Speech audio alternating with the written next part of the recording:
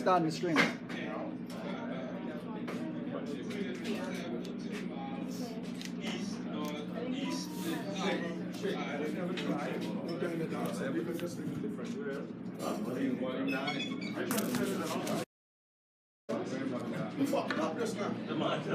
Good night. I'd like to welcome Briteley's Braves to the home of the Eliminators. Yeah, the Bum Bum Rum. Let's have a good game tonight, guys. Veteran teams on both sides. You know, Mark would like to take 5 hours to learn the game first, but we can't do that. Special guests. Maybe using a patch.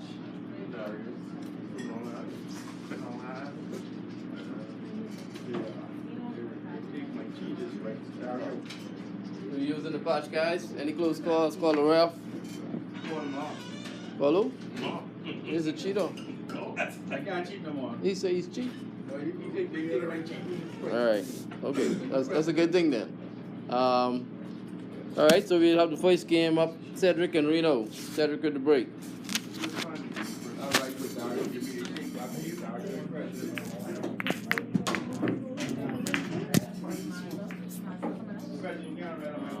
Yeah.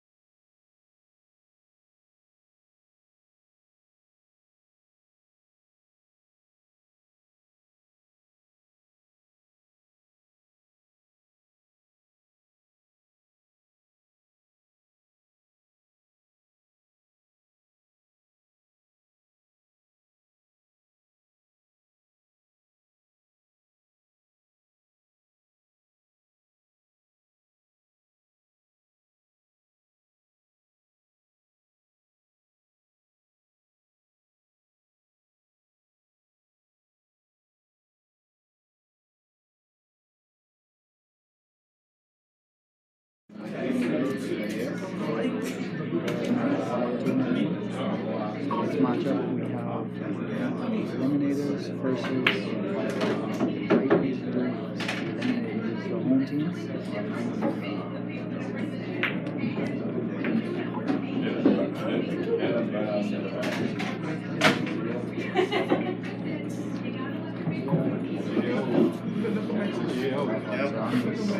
Testing the mic system. Not today, not today, not I today. feel like I have a lot of echo, a lot of background. It's a condenser mic, so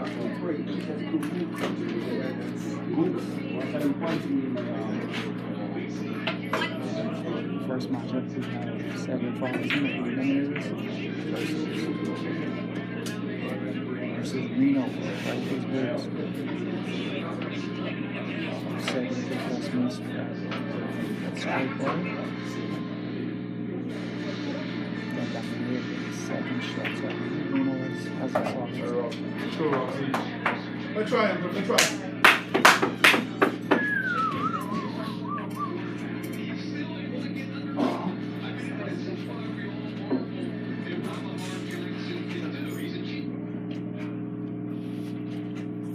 So Reno is serving the table right now. Has 6 and 5 at the table. 2 balls open. 1 and 4 with 1 and not have a blocker. 4 balls between the 11 and the 12.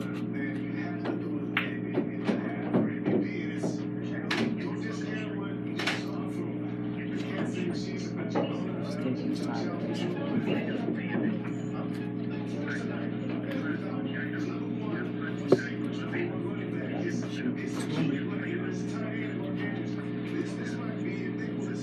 You may have to shoot 4 ball max, but it doesn't matter. Haven't been able to see the 4 anyway. They got a lot of speed.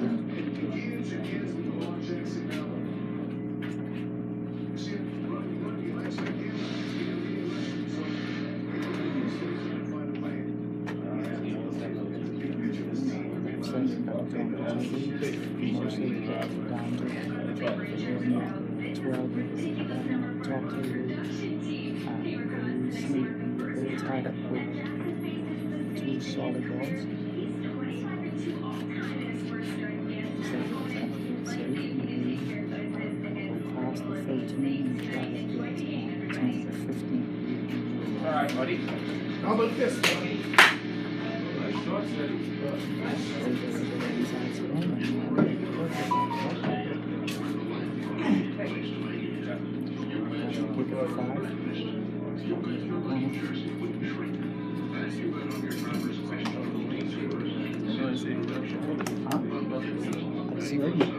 I want you to listen to it. Hold on a second.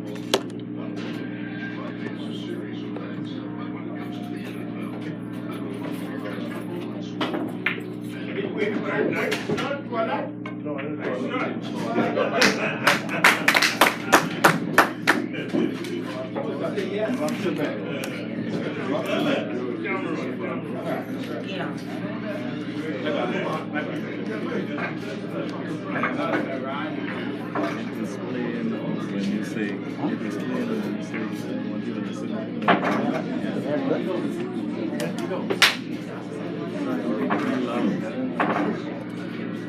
Tell me if I need to turn it down. As I said, it's part of the table. Shot on the 12 ball. It's probably going to try to spin into the 11. Put the 5 on the ground. 11 has 1 ball. And ball that says it's standing by right now.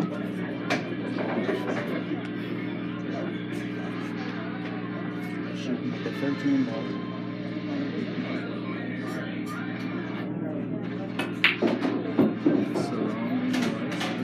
Surrounding noise. Take the power.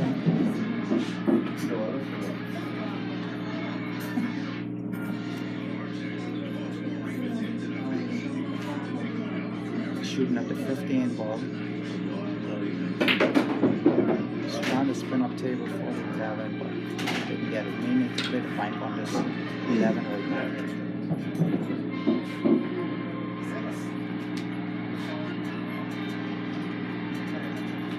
Gonna do a quick mic check. Just want to see where I need to hold this. Mic check. 1, 2, 3, 4, 5, 6, 7, 8, 9, 10.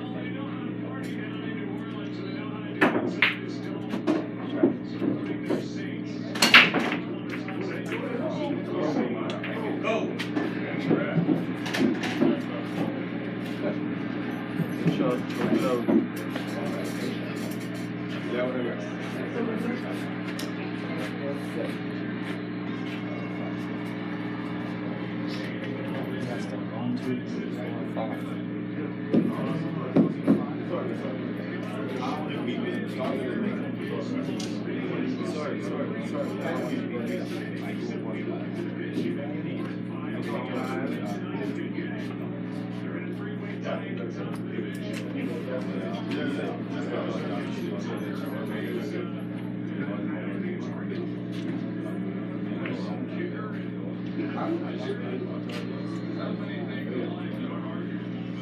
Testing. 1, 2, 3, 4, 5.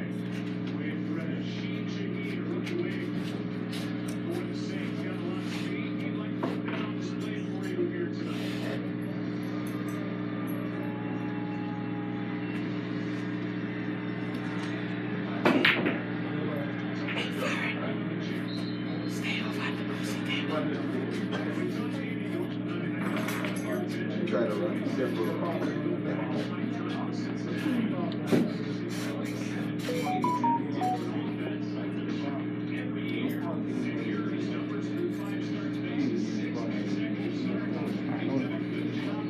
Try something else.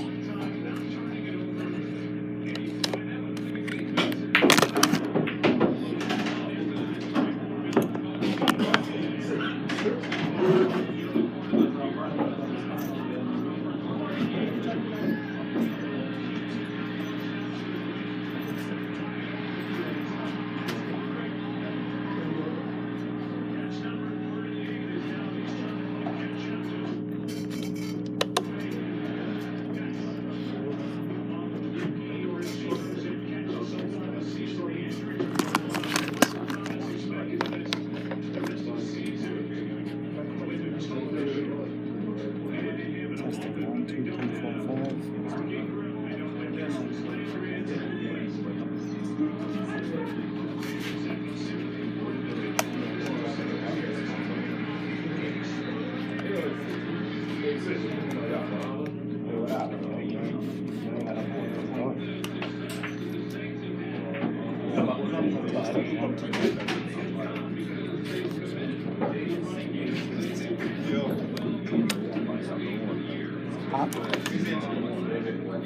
This?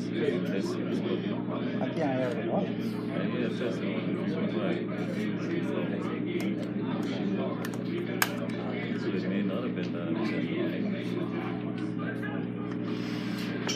So maybe this.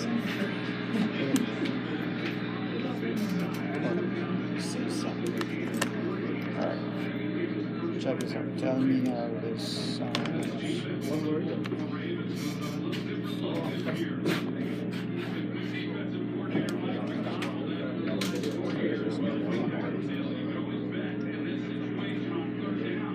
Testing. 1, 2, 3, 4, 5.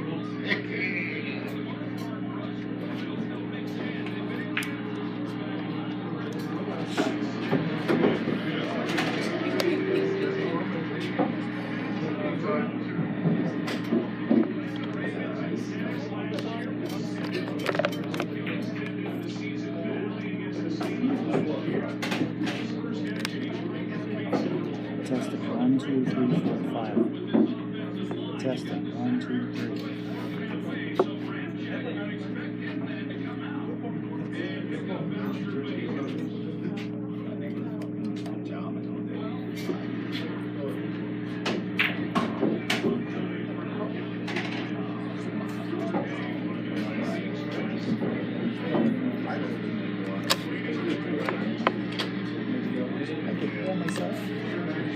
So I don't have a mic plugged in, right? But I can hear myself.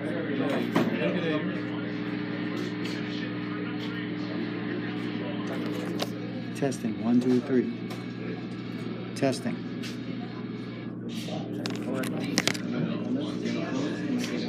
No, I know. But this one you plug into the monitor right now. I can hear this. But I'm hearing it from someplace. I know. I know. But I can hear it from the mic. Like the mic you must see that? Yes, I just heard you say that. Let me see.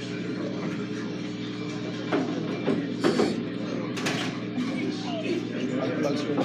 In the camera itself. No, that one. Maybe this one.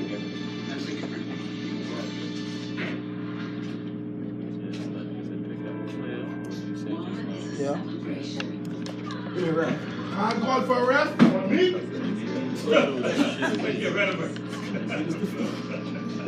They really is different. No, it's You want good? That's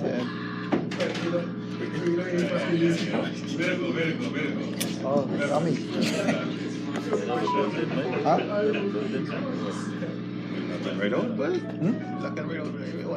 So, that's the mic.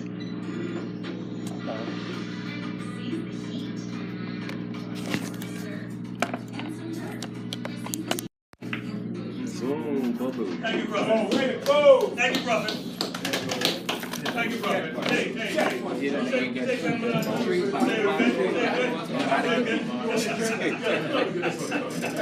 When he said what did he say just now? Make it up. Like you said, you gotta get beat. That kind of road,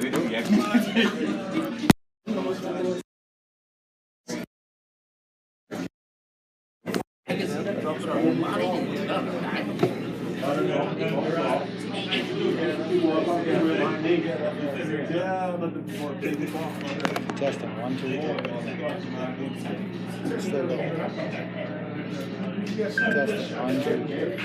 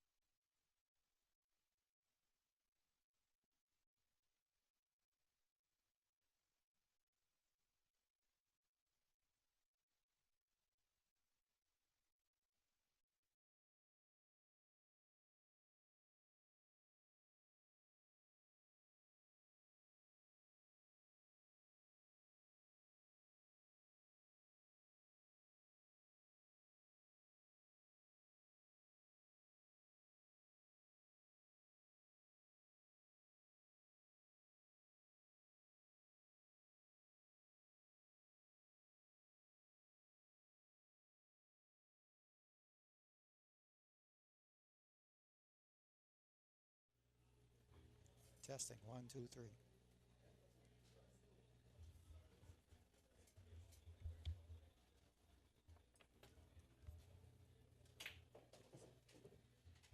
Testing.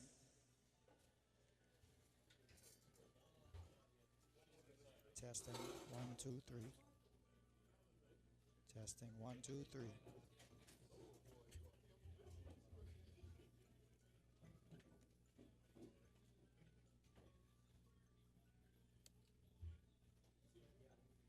Testing. 1, 2, 3. Testing. 1, 2, 3.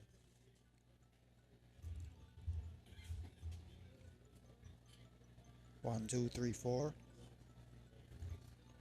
1, 2, 3. So I can hear it better. I can hear it better right now.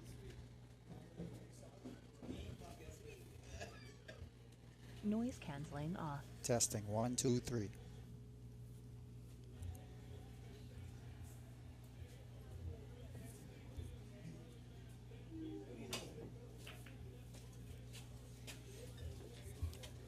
Alright, that's a bit better. I'm probably gonna have to play with this later.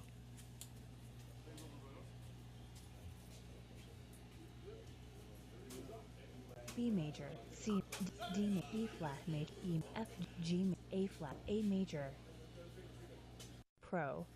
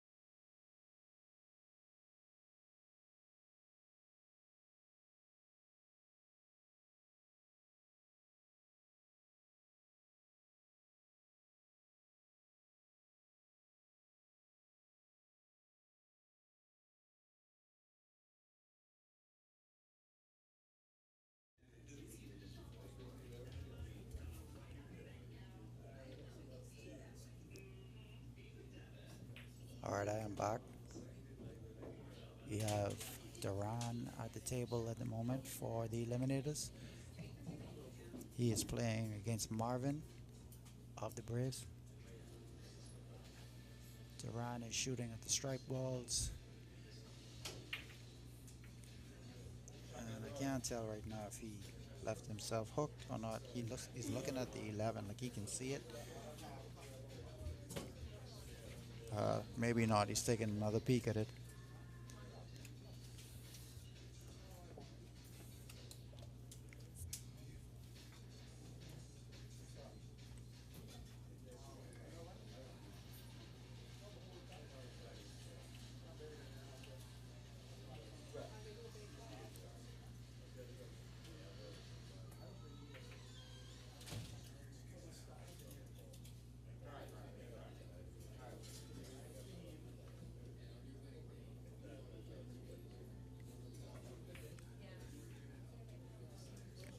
A practice room is actually me you're giving the help to. Right now, Duran just missed the 12 ball, and he tied up the 11 and the 8.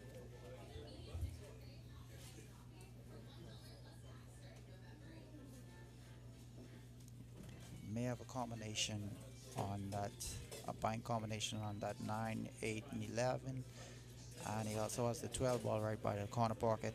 Can use to break that up if he ever gets back to the table. But Marvin does have a problem with the 5 ball. It's going to need to address that at some point. And the 6 and the 7, near the break spot, seems to be tied up.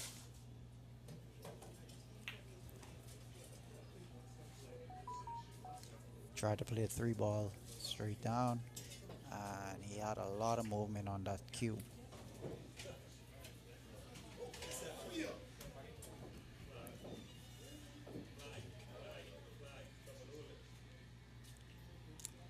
So Duran may try to break up He missed it, and I think he's going to sink the 10 ball in the corner. No, the 10 didn't go. He's probably just going to play safe off of these 11, try to get the cue ball behind the 8. And he didn't. Left it near the rail though. And Marvin doesn't have much of a shot. You can see the 3, but I don't think it plays past the 10. And it didn't. But got away with that, and he didn't leave the round with much of a shot. The round is just gonna play safe, touch the 10 ball, and leave Marvin with nothing.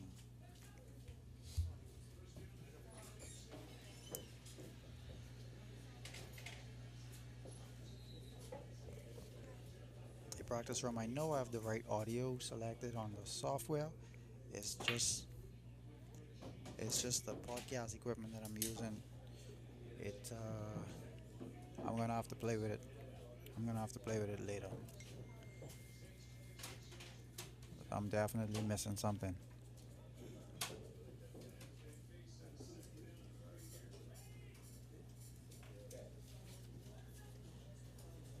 But in the meantime, from everything I can hear, I think you can hear me okay. It's kind of low. It's lower than I wanted, but it's still audio.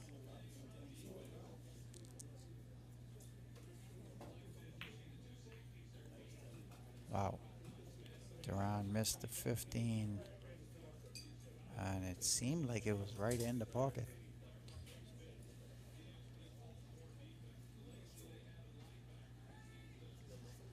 Tied up the 5 and the 8 though. Again, Marvin's gonna have to address that.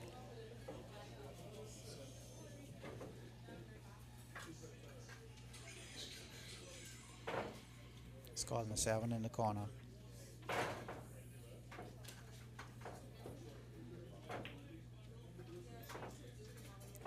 He missed it, and he separated the rounds 9 and 15. So the 9 didn't play before, but it does now.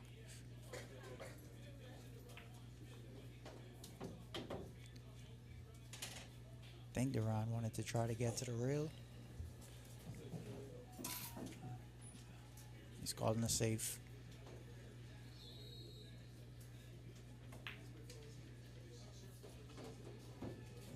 Played the 15 in the corner. And what did he leave Marvin?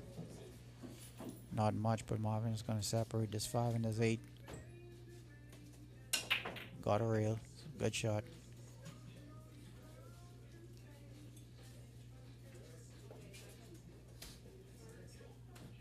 If I'm around the way Marvin's been shooting, I'm probably just going to go down and try to get that 10 ball off of the rail at the bottom of the table.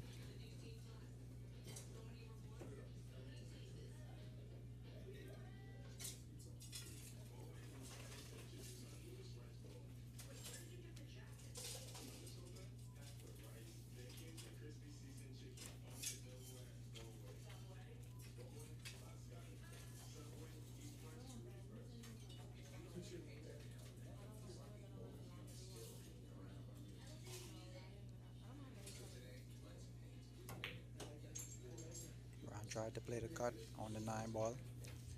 He overcut it.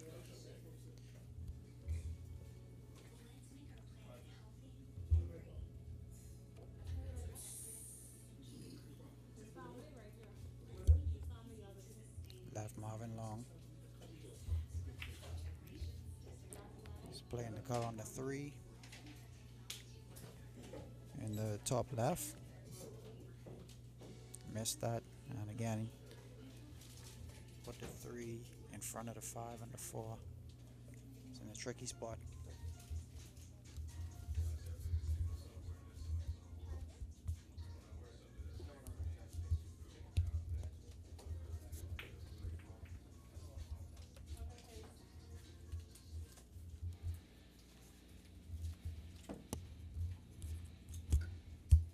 Say what? Draw.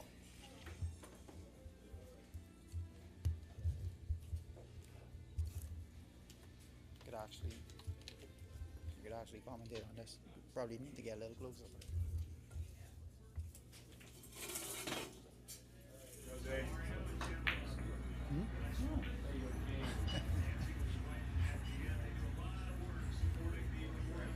So I'm bringing in one of my teammates, Jag. He's gonna help me with this commentating.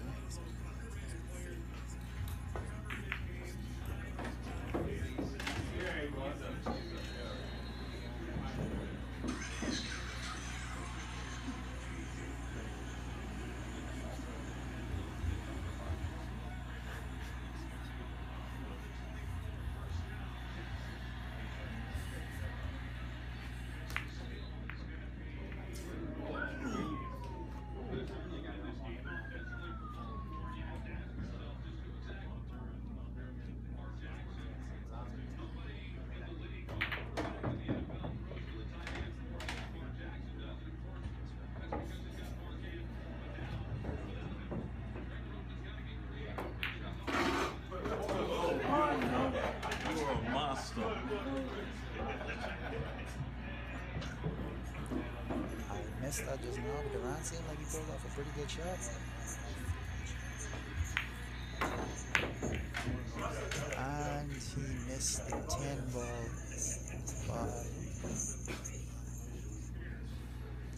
but he put it in front of the 8.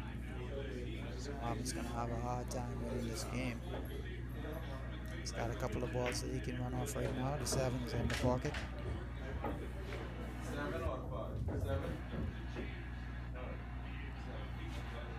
He's calling the 7 ball.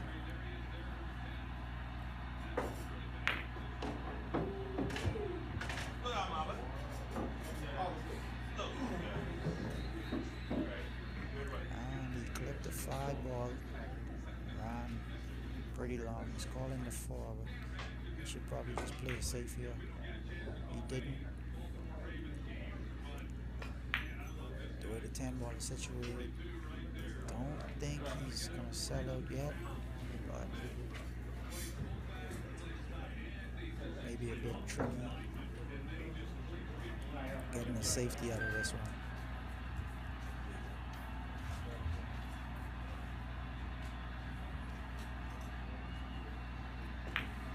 He's kicking at the 10.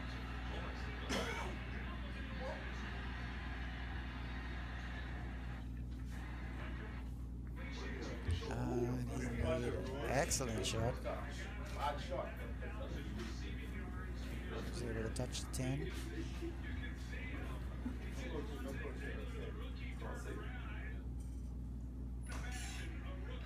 Marvin was kicking at the 5 ball. And he was able to get behind it. He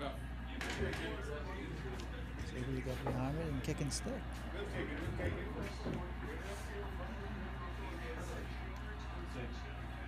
Duran is playing it very safe. He's going to have to trust the table on this one. He's going to want to leave that 10 in the pocket. That's not going to have any spin by the time he gets there. So he gave Marvin ball and a half.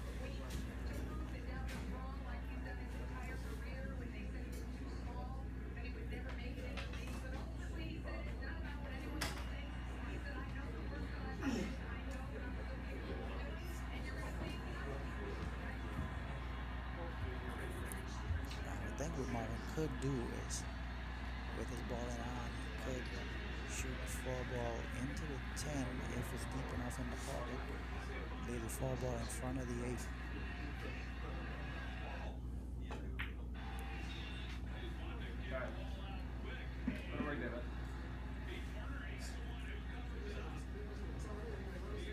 Another option is to play the 4 ball in the left side pocket and attack that 8 ball right away. Try to move that from there.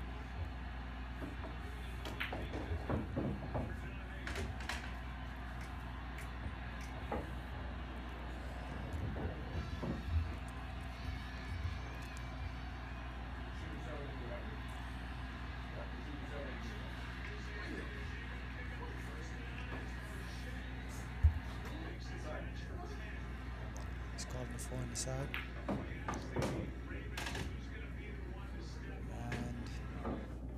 play the 5, call it safe, but again, the 10 is right in the pocket.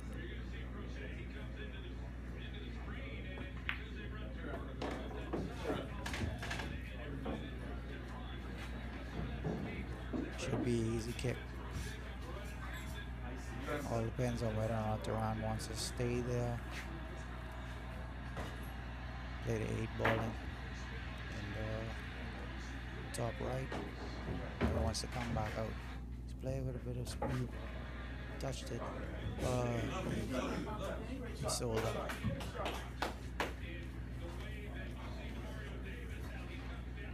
So the 8-ball is not on the rail.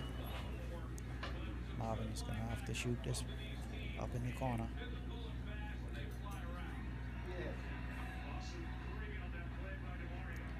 Can't hit the rail before the side pocket, else the ball doesn't play.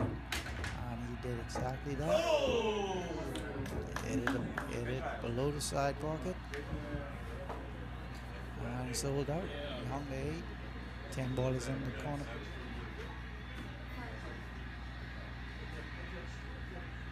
Pocket is already marked, so another easy win.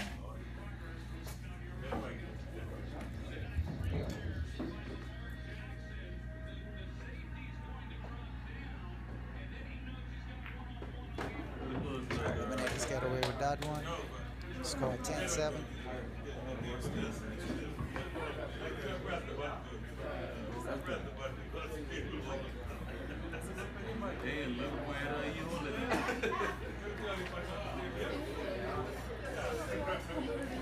Briteley's Braves lead after 2 games, 17-16.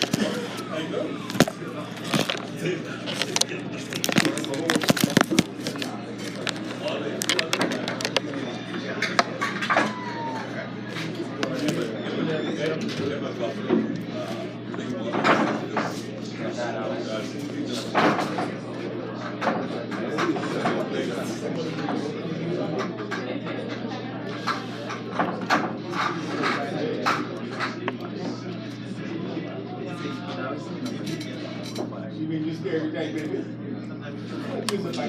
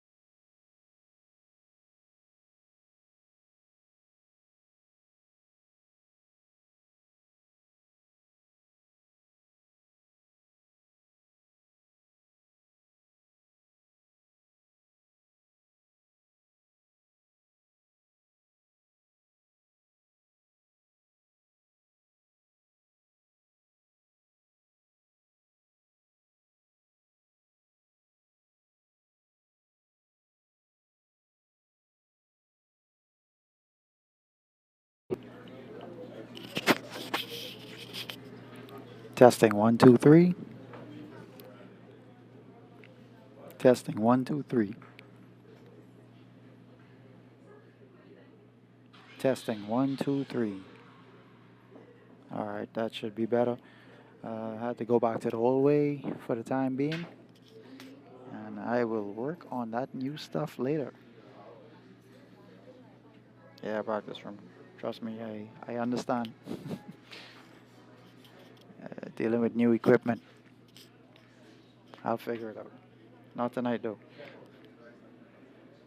All right, so now we have Stario versus Mark. Stario is for the Eliminators. He's at the table right now, and he's shooting the stripes. I think Mark was at the table once, and he missed. Stario tried to play a carom combination to free up that 13 ball, just short of making the 10. And Mark is back at the table, and that was a big sneeze. Mark is looking at the 2 ball. He has down table. He has the 3 ball that he needs to deal with. The 4 ball is behind the 13, but it does play in the bottom left. 3 ball also needs to play in the bottom left. Doesn't have that much angle, so. Also, the 1 and the 5 ball are on the right side of the table. All these balls right now are being blocked by the 10.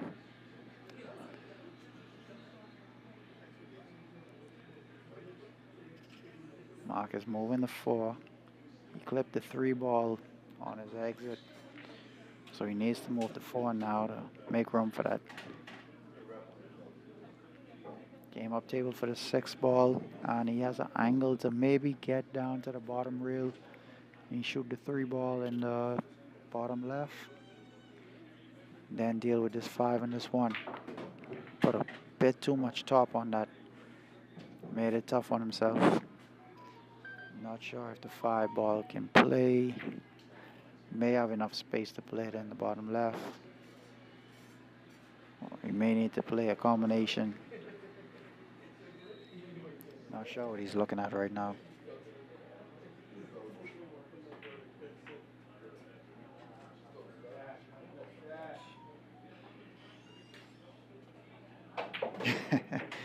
Actually, this team that we're playing tonight. They play from that bar that looks like a house.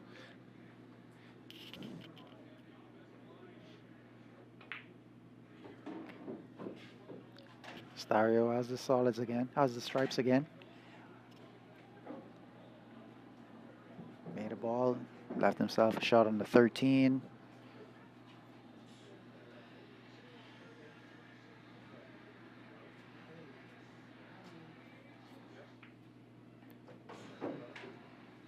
Gonna play the 13.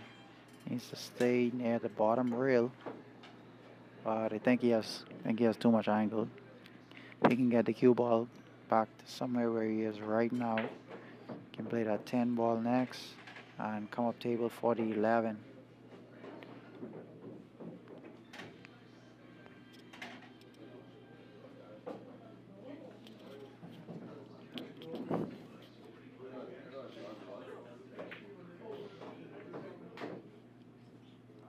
Just wants to play it with a lot of speed, and he may have gotten lucky. Gotten a good roll off of that. Looks like the 11-1-9 is wide. Just needs the 11 ball to do something, and it did not. So he's gonna have to play a cut bank back to the bottom right.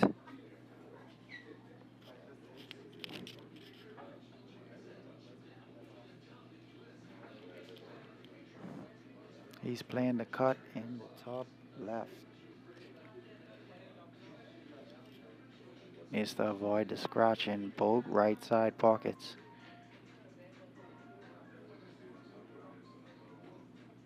It's not an easy shot.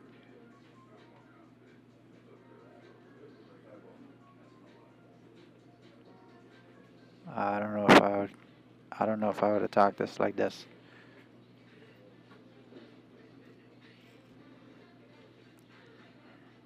I think I would try to play the safe. Carry the cue ball off of the 11 into the 1, and I'm hoping to move that 7 ball from there. He's changed it to the bank. I think that's a better shot than that cut.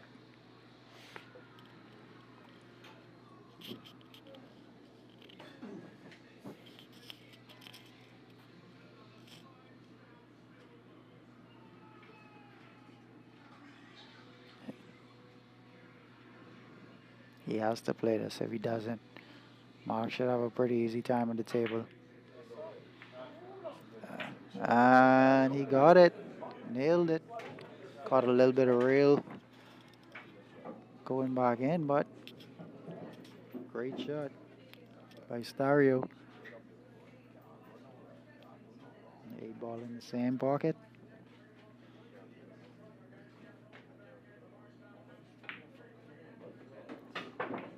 And played a good shot to get to that 8. Excellent. And the Eliminators win that one 10-3.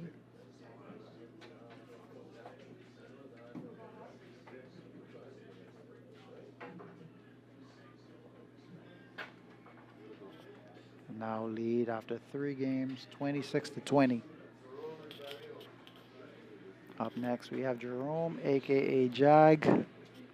It's my other commentator versus Dario Smith, I believe. And they have their own Dario and we have ours. So we got our superstar player back out tonight. Yeah, practice room. That was a really nice shot. Not gonna lie.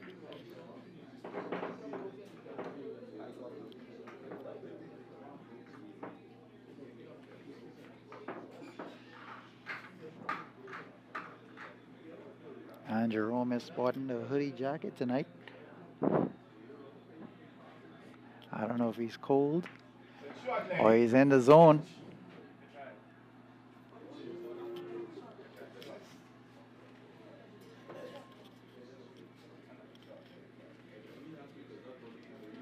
What I do need in this club is I need to figure out how to get more light on that back wall so we can see a little bit better. See the players a little bit better.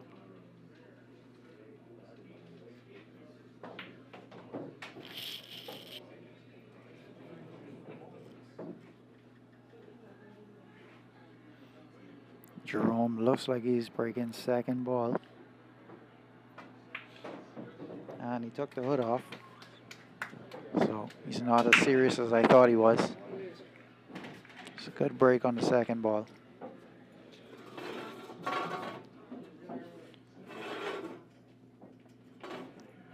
Solids right now look like the better option. He's got a shot on the 3. Does have a cut on the 4. He wants to take that now. I like the cut on the 4. 3-ball. 3-ball isn't too tough either. He can play for that 5-ball next if he plays the 3. And then the 1 or the 7 can come up in the bottom right corner, in the top right corner. And again, I'm calling this side the bottom of your screen, the top, because it's the top of the table. It's where they're breaking from.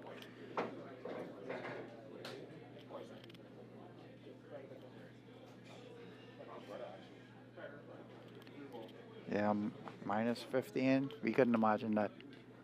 And I guess the 70, it is cold here. Everybody's in big jackets, big dolphin jackets.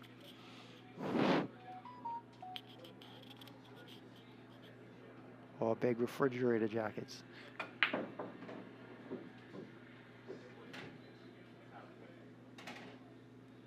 So he made the 3, but put a big stroke on it. And don't think he left himself with any shots. I think he's calling the 5.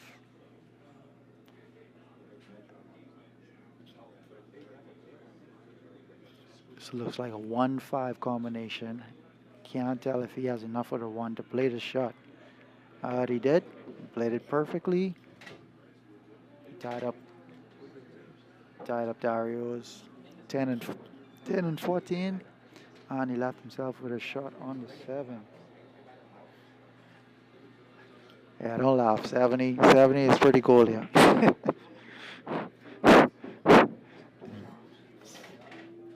When it really gets cold, it could get down to low 50s, maybe high 40s.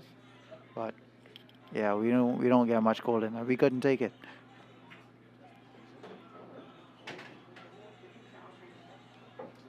There's 2 options here. He has a steep cut on the 1, and you have to put a lot of spin on this, control this cue ball.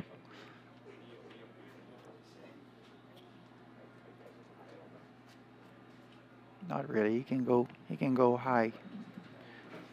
Maybe clip the 50, clip the 12.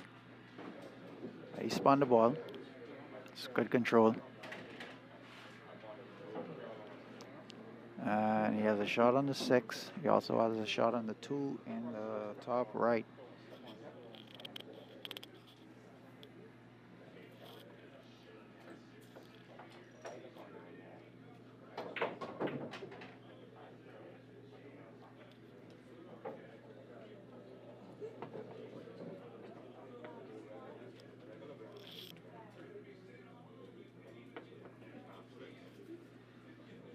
Calling the 6 ball, and maybe shooting that 4 next in the side pocket.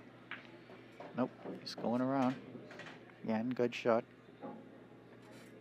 Has a shot on the 4 in the same pocket, and he's probably going to spin this 2 rails again. Looks like he has an angle. 2 rails, kind of close to where he is again. Back to the middle for the 2 ball in the opposite corner pocket. Too soft, so he's playing in the same pocket. He's playing 1 pocket here, and he should be able to straighten this up. Play the 8 ball in the bottom right. Pocket is already marked, so half of the work is done.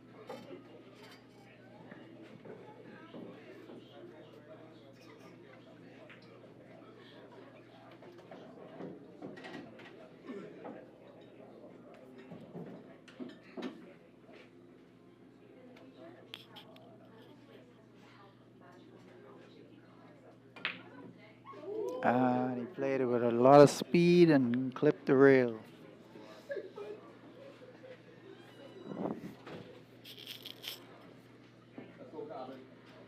Gave Dario a shot.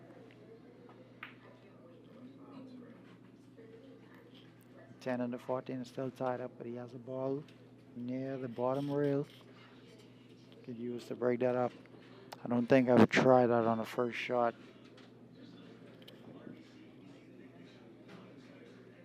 Would shoot at the 13. See if I could get a shot on that 12 ball in the side next. Maybe tough. He's looking at the 11. He's definitely, I don't think he put enough spin on this to get the break. In order to do that, he may need to overcut this ball. I hope the spin throws it in the pocket.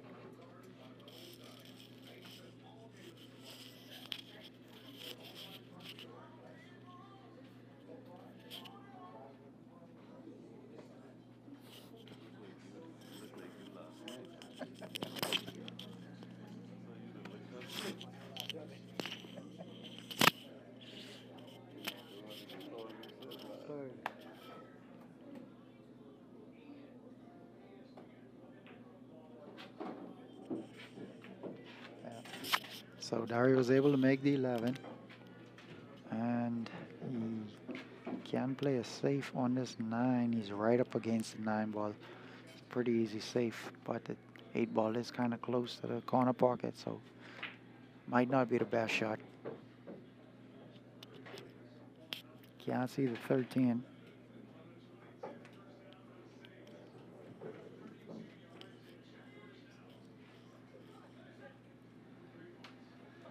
And he has a thin shot on the 12. Cue ball may be tracking towards that corner pocket with the 8. And safety might be the best shot.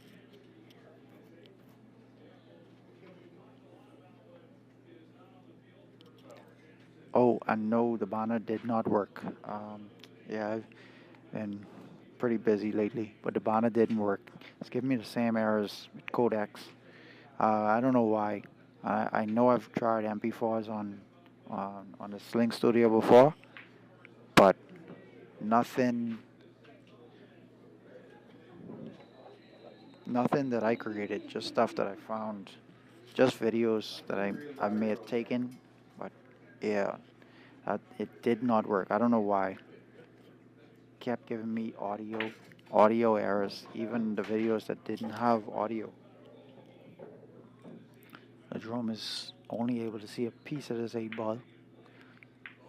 He was trying to bank. It looks like it was tracking towards the pocket, but he got a double kick.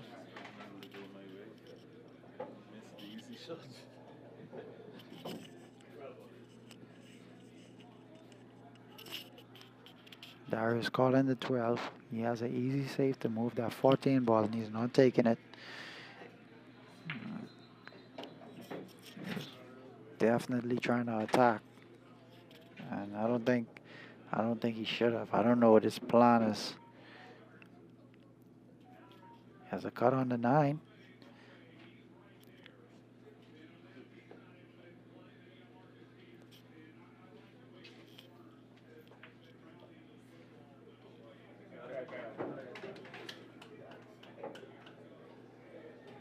He has a cut on the 9 in the top left.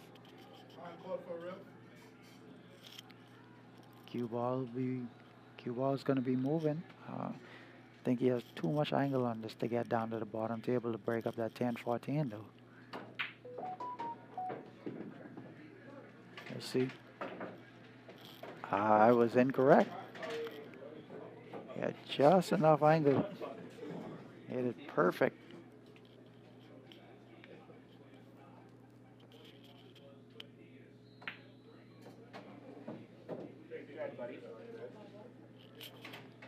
All right, thanks. Thank you, practice room. Appreciate it.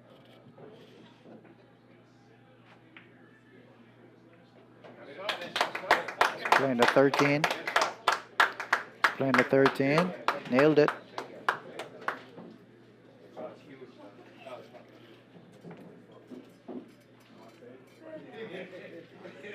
It's the 14 ball in the corner. Just needs to punch this out for the 10 ball in the opposite corner. And he shot it right into the rail. Left jagger shot.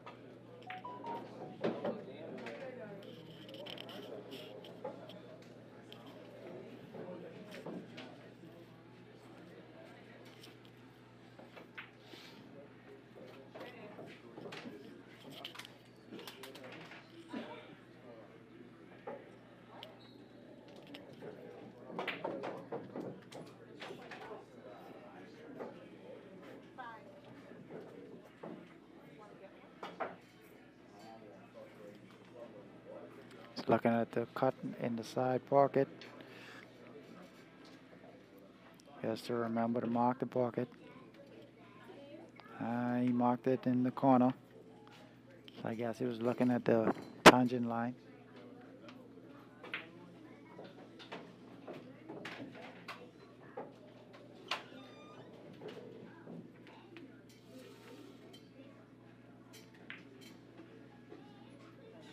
And he caught the rail going in. He played at a great speed and he was able to make it. Wins that one 10-5.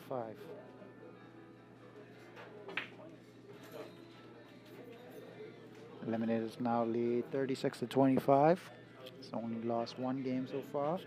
Dario had a really good chance to win that. He played some really good shots. And we have the beast, Dario Woodside of the Eliminators. He's rocking. He's playing in the last spot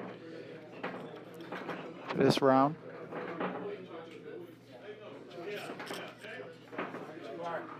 So he'll be breaking 2 games.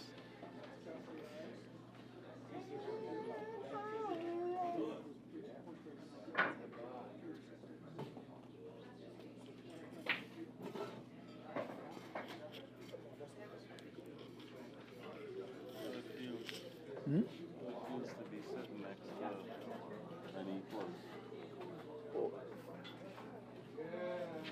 Isn't it? Huh? It used to be sitting next to an equal. Goose?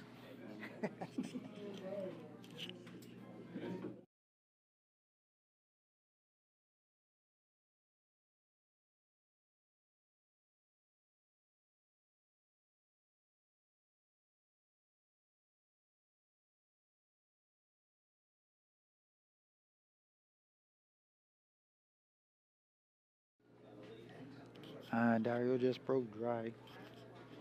He's playing Devon of the Braves.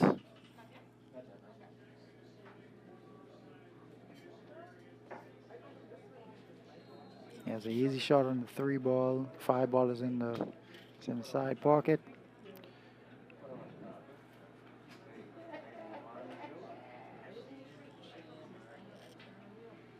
Can play the 3 ball and leave an angle on the 7. So he can play the 7-5 combination. And he can send the cue ball into that 4 and 6 to break that up. We're hoping that the 7 stays near the side pocket for an easy shot. He's over the top of the 11 ball. So, yeah, he followed right behind the 3. He followed right behind the 13. It's looking like he can see the 5, but that doesn't give him the breakup on the 6 and the 4. He may need to play a combination next if he can hold the cue ball.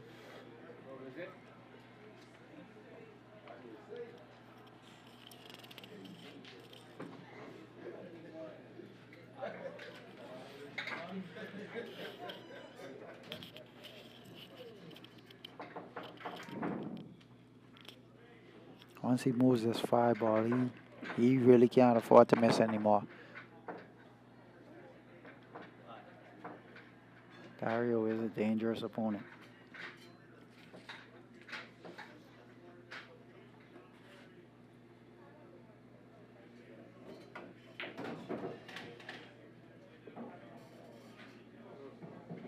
I didn't even see that 1 ball down there behind the 14.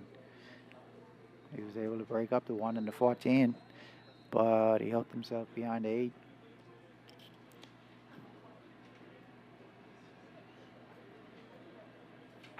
May have a kick on the 7 ball.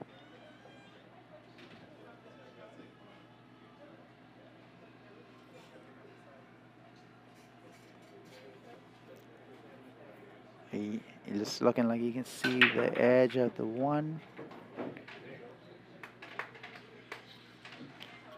Depending on how much of this 1 he can catch, cue ball may be tracking towards the corner pocket.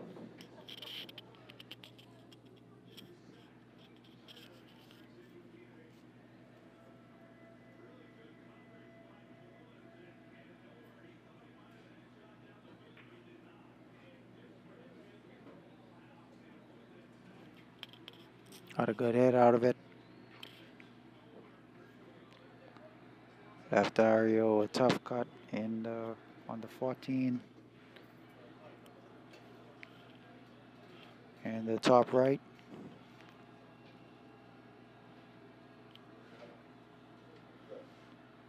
Dario is taking the 11 though.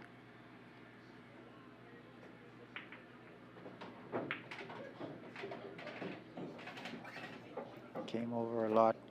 Didn't get the shot on the 12 like he probably wanted. He has the 14.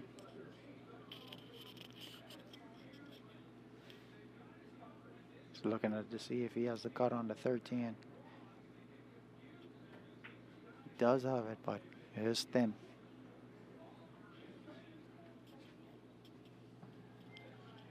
Shooting at the 14. Probably want to try to spin 2 reels to get into that 6 ball. Or I played a 9 in the same pocket. I missed. It was a good miss though. Didn't leave Devon much.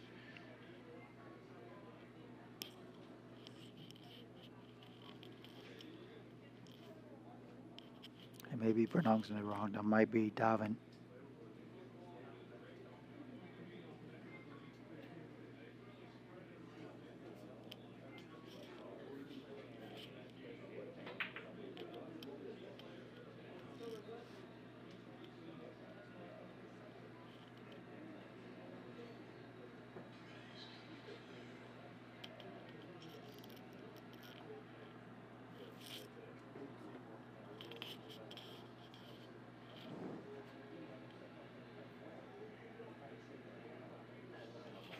So for quite a few years now, Dario has been our top player in the country. He's won a couple events, international. He has a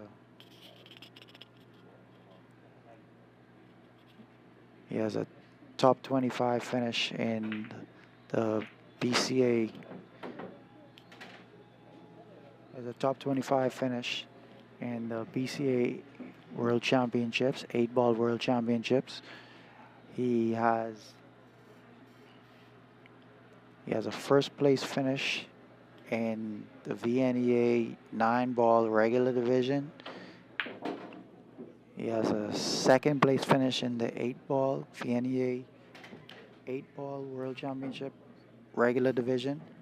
And he has a second place finish in the VNEA Intermediate division. So on the amateur stages, he's done pretty well for himself.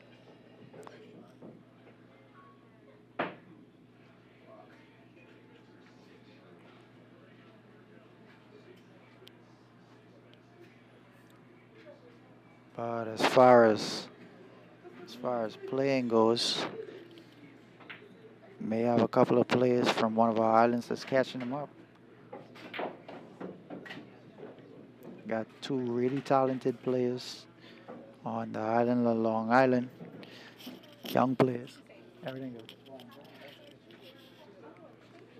Brian Gibson and Takari Turnquest.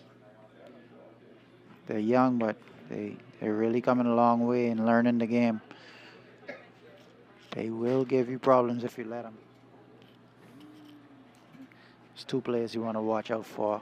One of these days, we're going to be able to get them on the stream so some of you can see who I'm talking about.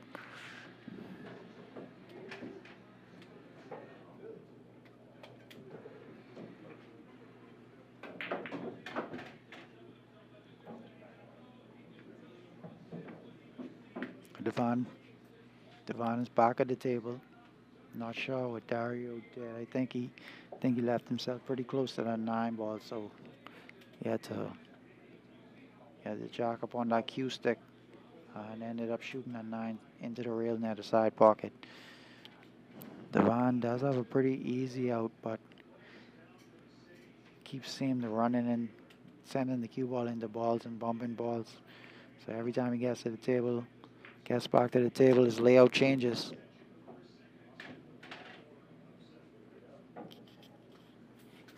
He's got a shot on the 1, but it's not an easy position. He's going to have to come back 2, maybe 3 rails back and forth to get a good shot on the 6-ball.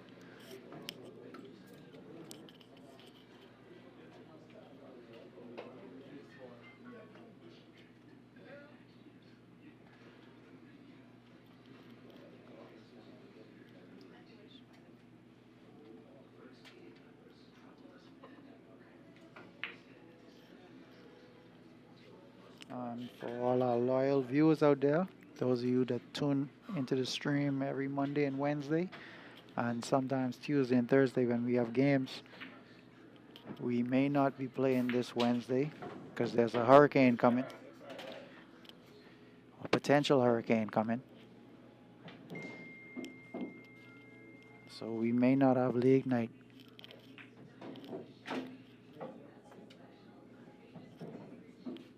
There's 2 balls left for the 8. Shot on the 13, and the 10 ball is on the rail. Ended up on the rail. So it's just going to have to roll this one in. Send the cue ball back down near the bottom rail. Don't want to put any spin on this. And made it no problem. 8 ball in the corner. Yeah, the hurricane is a good drink, but for all of us who feel it, trust me, you don't want to be part of a bad hurricane. They are deadly.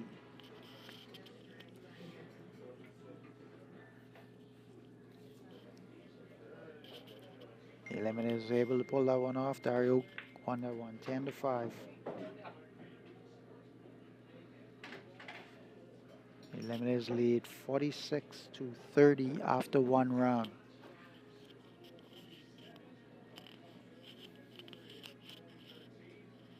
Not a bad round, but gave Briteley's Braves quite a few points in that thing he should have given up.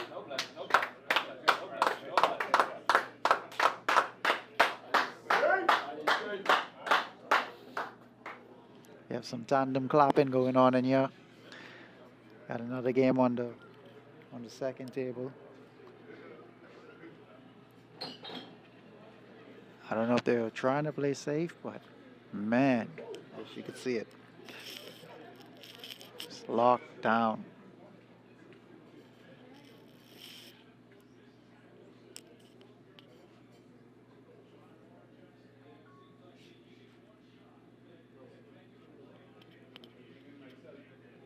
Just going to take a quick timeout while they get ready for the second round.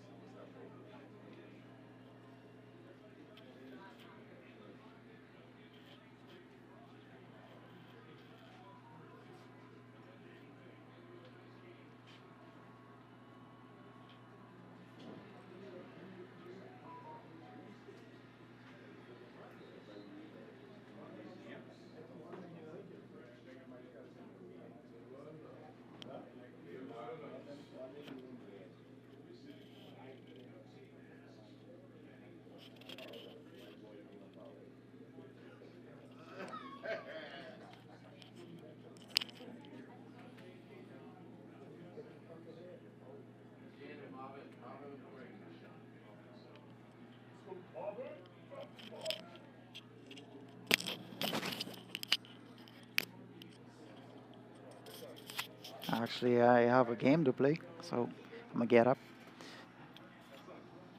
I will be back.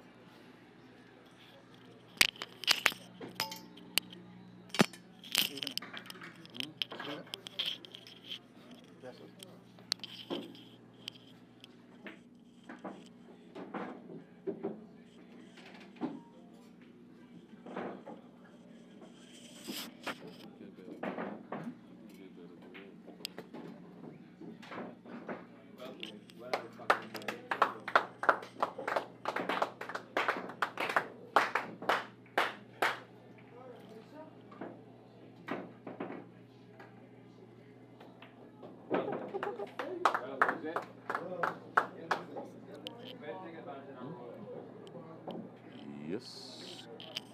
Good evening once again. It is Jag. I'm back on the ones and twos, and right up now you have Eugene and Marvin. Marvin has the break as we are in the second round, and he is a part of the away team. Him and Eugene is pretty good friends, so you see they're laughing it up before the game, and of course before things get serious.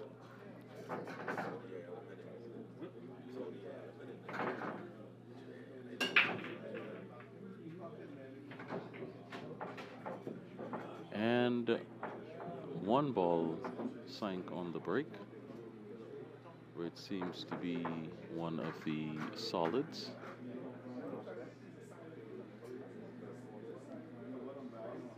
And he also has option to shoot a solid, that being the 5, the easiest shot, and then the 4 would be a more difficult shot. So I'm guessing he's going to go for the 5, and perhaps get a position on the 7 right about now, and he can try to run from there. Everything else is basically in the open.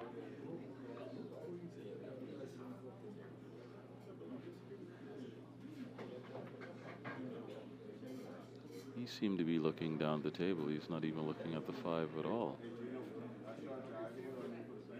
He's coming around to look at the 5 now.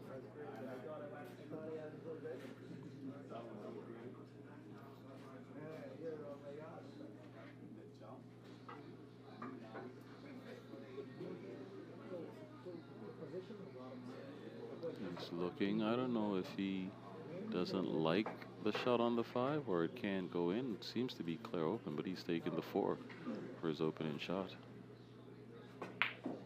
And he bubbles it. And with a bubble like that, Eugene is shooting pretty good right now, so he's not going to be getting much opportunities to get to the table.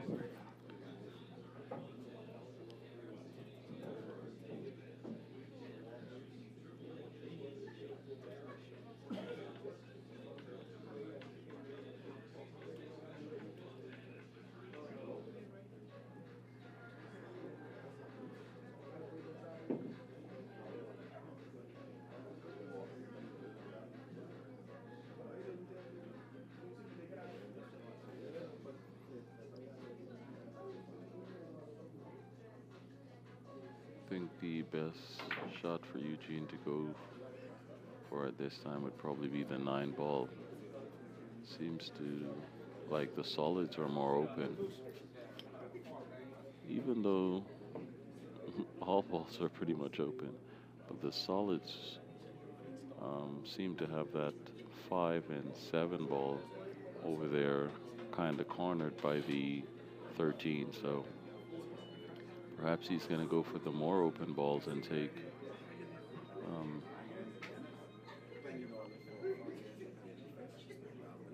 well, yeah, he's going for the 2, so that means I was right, or maybe he's going to play to put the 5 ball in the right hand corner pocket. But he's looking good for a run out at this time.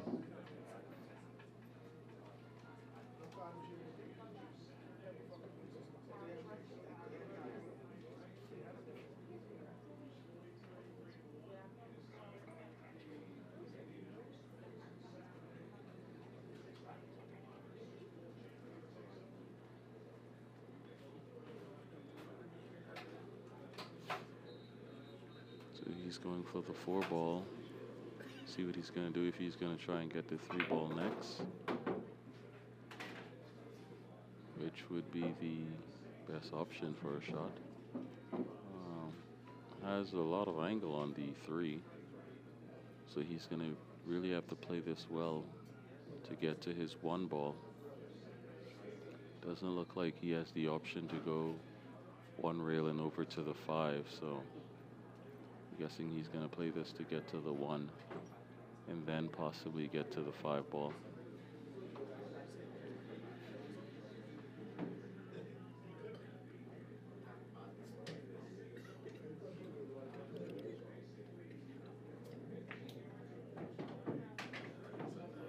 And of course, want to send a shout out to the practice room for always tuning in. You're one person who we see tuning quite a lot, so thank you for tuning in. And don't forget, for the rest of you, don't forget to like, share, subscribe, and hit the notification button, so when we go live, you pick up on the stream right away so you can join in. And with that shot down, the 1 ball is next. Now the 1 could either take him into the 5 and push it towards the left corner pocket, or he can go and try to get position on the 5 to play it over to the right hand corner pocket.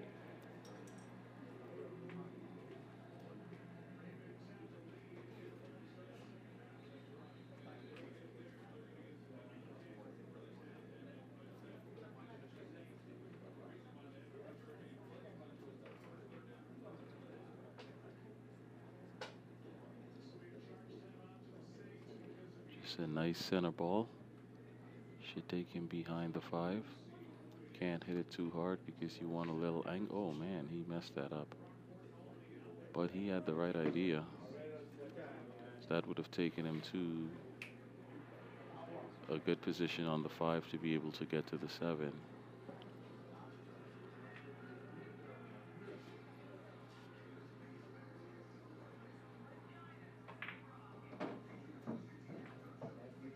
The table at this time is kind of open. The only ball that's a little tied up is the 13, but there is a shot on the 10 to go straight down. That shot can either be hit so that he gets to the 9, or it can be hit soft. So he has the 11 as his next shot, but he missed it. Missed it, and he left Eugene with the 1 ball. So at this time, we're going to see if the 5 was able to go in the left-hand corner pocket. If it is, then he's just going to be, oh, he's playing the combination, so that means it doesn't actually go into the corner pocket.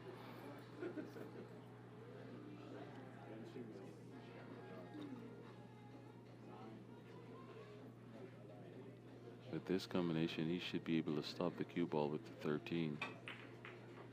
Oh, he played all 2 balls. Wow, what a precise shot. It was so precise that he played both balls with that extreme cut on it. So now he is left with a bank on the 7 ball. This bank could possibly go because the 10 ball is in the pocket down here on the left-hand side. So if he is to bank it, it's a possibility that he can actually play that shot. The only thing is he would need to bring the cue ball around to get to the 8 ball. And that's going to make it a little bit more difficult than it should actually be.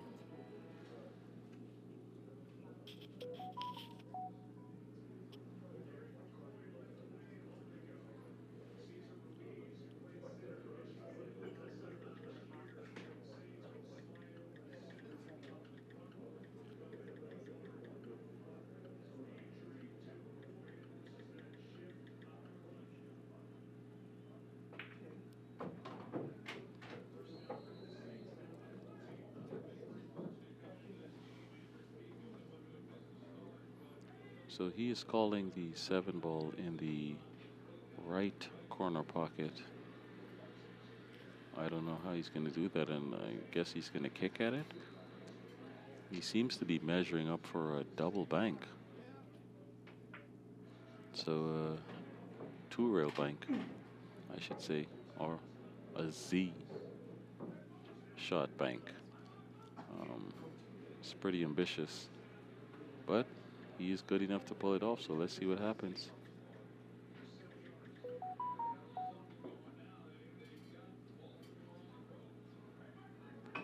And it is going, and no, it did not go. If it had missed that 15 ball, it would have been dead towards that pocket. That's, I guess, a good try. But he now leaves the table wide open for Marvin. I haven't seen Marvin shoot in quite a while, so I don't know what level he's shooting at right now. But we'll see shortly. He has 7 balls on the table, wide open shots. Let's see what he decides to go with first. My guess is that he's going to go for either the 13 or the 10, which are perhaps the easiest shots on the table. Let's see what he decides to do.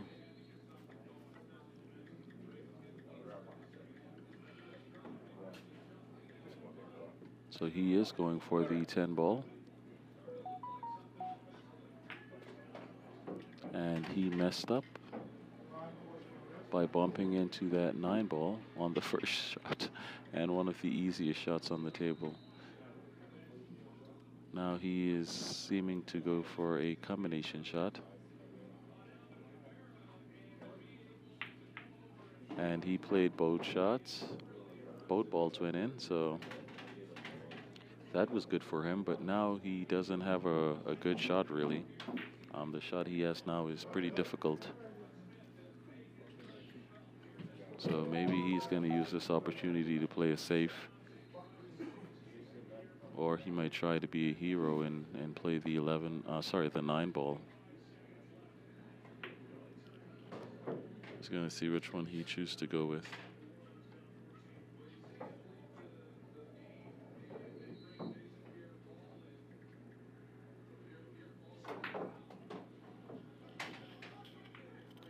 And he chose to play a safe. He left Eugene with a shot that is pretty makeable with a kick and with a jump. So I'm guessing that Eugene is going to be going for his $500 jump cue.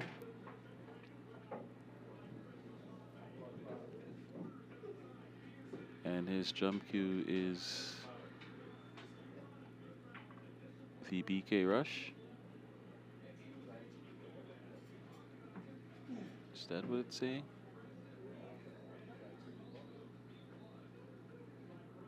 Gonna see what it is at this time, if it's worth 500 bucks. And apparently it is.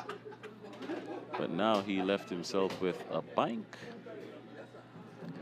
He made the shot, the jump shot, look so easy. Left himself with a bank. But it's not that difficult of a bank. So it is the air rush by Predator that he just jumped with. And that was effortlessly done by the man Eugene. Now he's left with a bank. He's gonna do his calculations. And he's not too bad on banks. He's pretty decent, so let's see if he can pull this one off.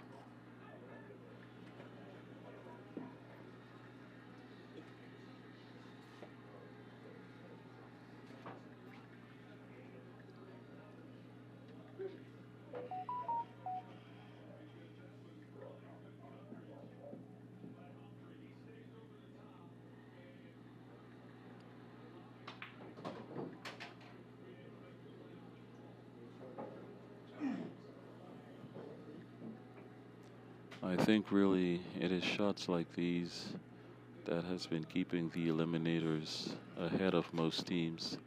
The fact that a lot of times when these shots come up, persons tends to make them on the Eliminators. And I think that's what's keeping us as the #1 team in the league. Is when others would miss it, the Eliminator players, they tends to pull it out of their pockets, especially when it's actually really needed. They must have a secret system.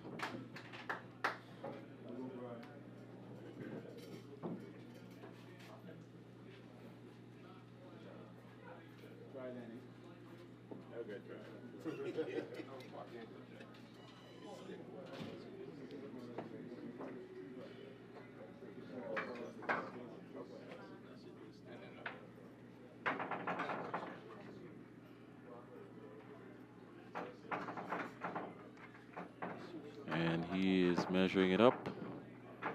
And as we would say back in the day, put the system on him. Shirley is measuring it up, so put the system on him. Seemed to have gotten a little distracted. Someone walked past the table, but he's going back at it.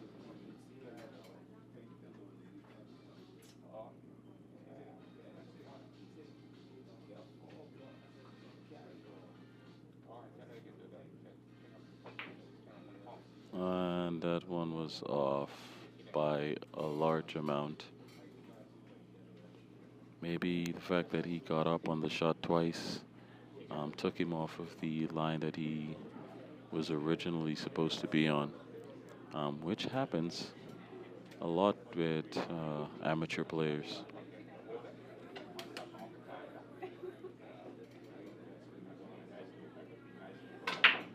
Marvin has the table to himself. He does have a shot on the 9 that I think would take him to the rest of the balls, but he's taking a more difficult shot, perhaps to play a two-way shot, and he did make it, but he left himself with a long shot on the 14 and a long shot on the 15. I think he's going to take the 14 ball because it kind of gives him protection for an awkward angle to play the 8 if he is to miss. So I'm guessing he's going to play that and just roll forward a little bit and then try to get the 15 after. He's also looking at the side pocket. Okay, so he seems to be calling the side pocket. May feel as though that's an easy shot. He just have to watch out for the miss, because if he miss just like that, he's going to line Eugene straight up for the 8 in the corner pocket.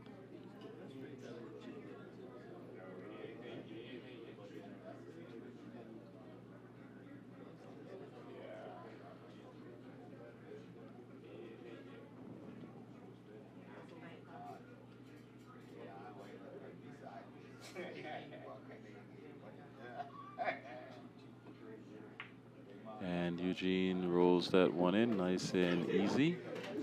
And here in the Bahamas, we would refer to Marvin as either a cupcake or a goose after missing that shot he missed to the side and leaving Eugene wide open with the 8-ball. But ladies and gentlemen, once again, thanks for tuning in. This is Jag, the man Eugene, after that game, is going to come and take over. Once again, don't forget to like, share, and subscribe. And of course, you got to hit the notification button so you can be notified whenever we go live. Once again, I'm out.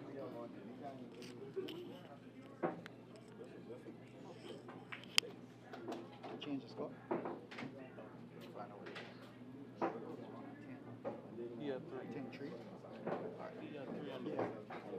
Yeah. 10-4.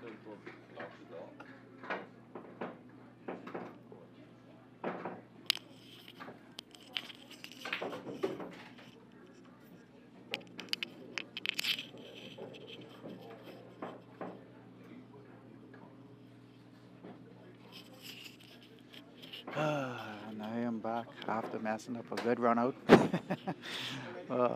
Got away with it though.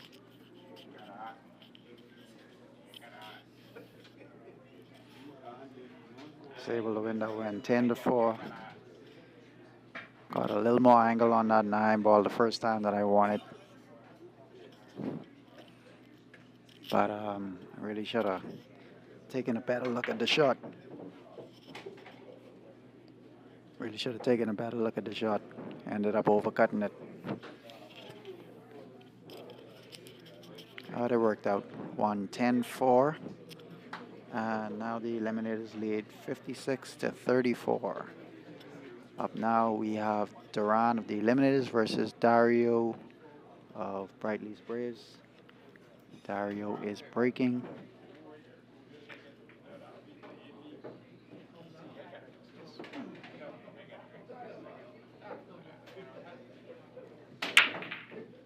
And he scratched.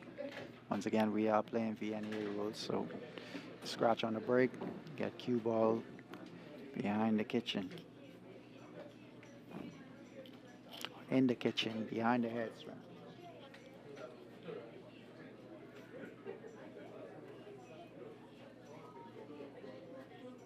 Duran has ball in hand.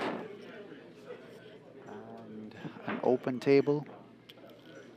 Table is always open immediately after the break.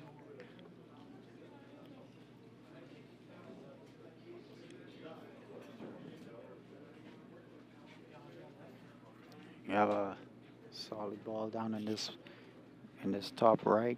It's blocking the 12 ball.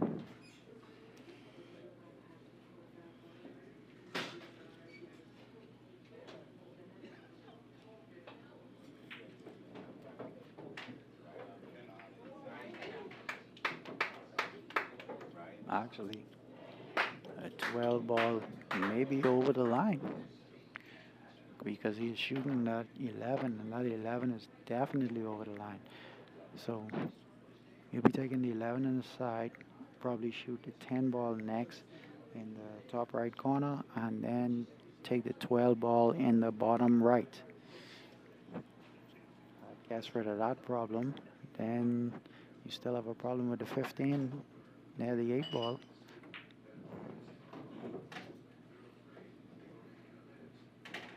He's going to use the 9 ball to go back down table.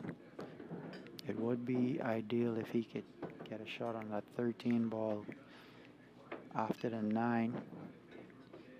He'd use that to try to create some space between that 8, 6, and 15.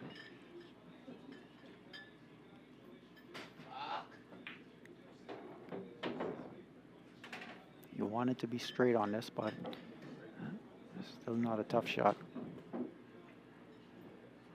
Just need to try to leave an angle on this 9 ball so that you can get down table. But it doesn't need to doesn't necessarily need to, because the 14 ball is down table near the 13 on the same line as the 13. He played a 9. He has a slight angle on this. He could punch this out and get closer. probably be able to get past the side pocket. Or close to the side pocket. Has a stop shot. And if he really can get good, that 15 ball doesn't even need to break. 15 could play in the side pocket, but he'll be going into the 6 and the 15. He used that 15 to move past the 3 ball. And he got away with a miss there. Double hit. Double hit the 13 ball in the pocket. And I think he just got left with a shot on the 15 in the top left. I don't know what kind of shot he'll have on the 8 if he makes this. He definitely has the bottom left corner pocket.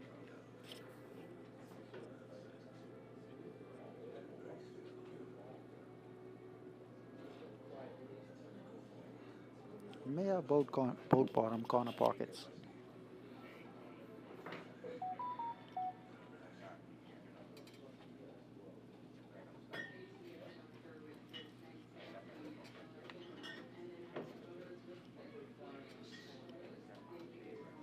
Peeking at it, may not have the cut, but I think he can see part of the ball. He does have the cut.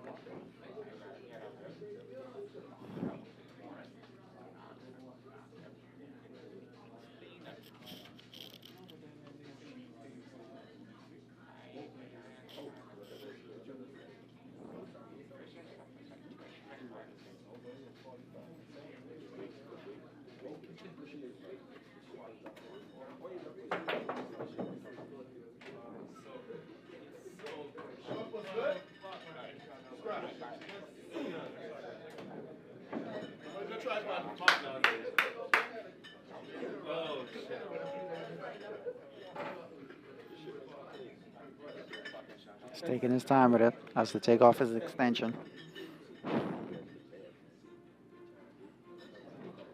See if he can play it and try to get something on the 8.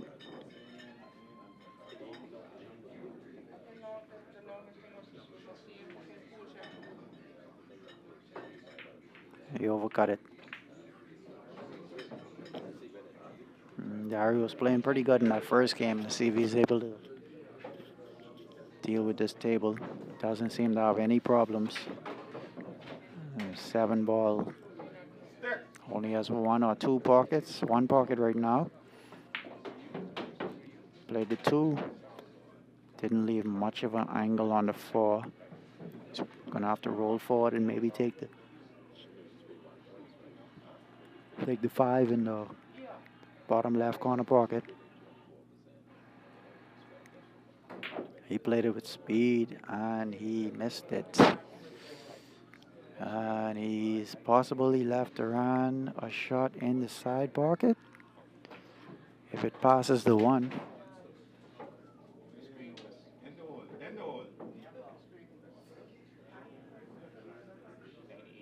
If it does cut in the side, he's going to bump the 7 and maybe stay pretty close to where he is.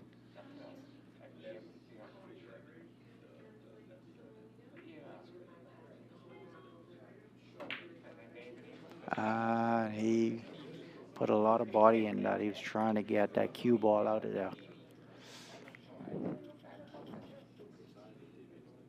So a lot of motion on that shot.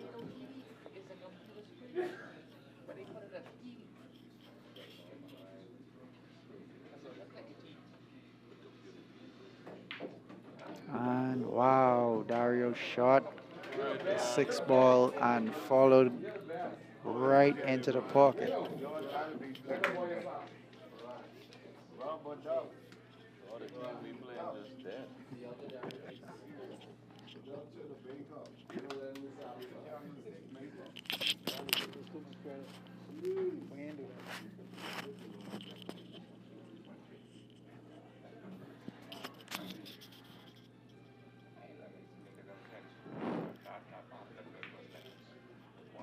Really can't believe he did that. Ron has an easy win here.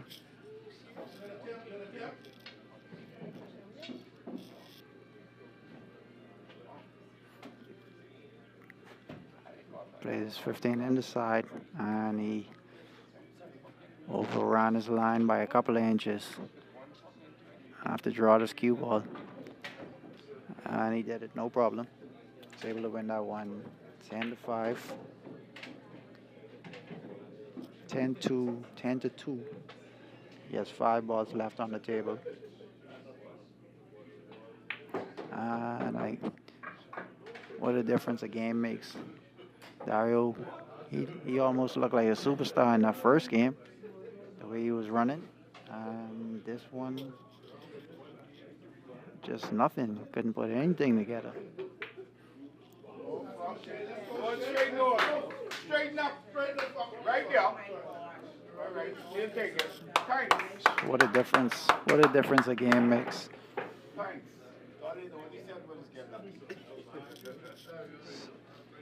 It's one of the biggest differences between the pros and amateur players is the inconsistencies.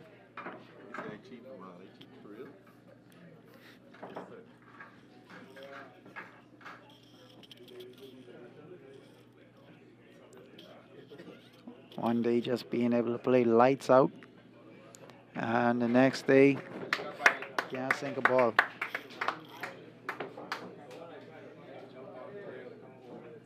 As we all know about that though. Right, back to the game.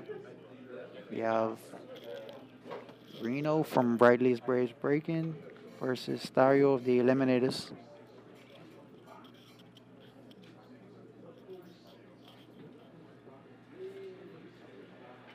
I was watching Reno warm up before the game. It seems like he is the king of the soft break. Let's see if that's what he does here.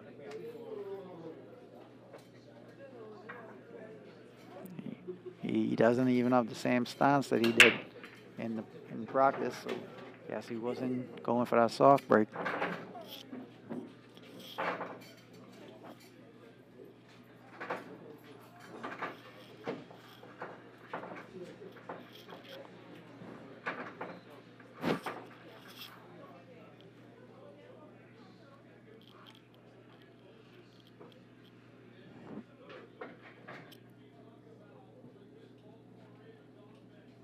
Got a solid ball to drop on the break.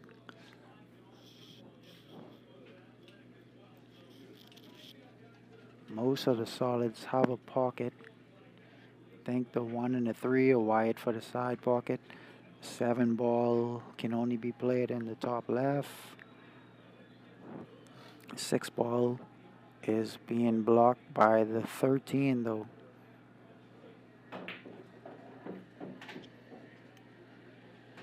Reno played the stripe in the corner. And he played a stop shot. He only left himself a shot on the 14 inside. The 13 ball will be an issue later. He's going to need to address that.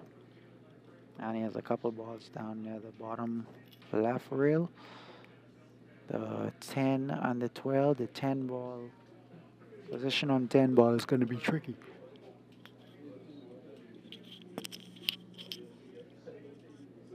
Sorry about that.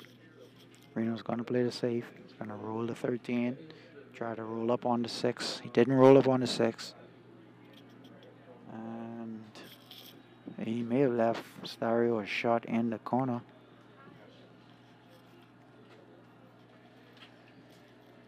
But I don't know how much he can actually do with this cue ball. Yeah, he does have a slight angle. And he's looking at it in the side pocket.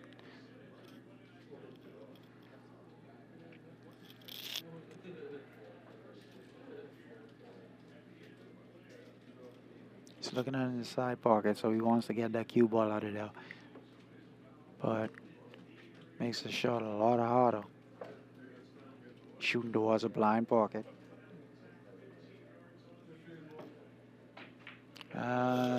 He made it. He moved a lot, but he made the shot.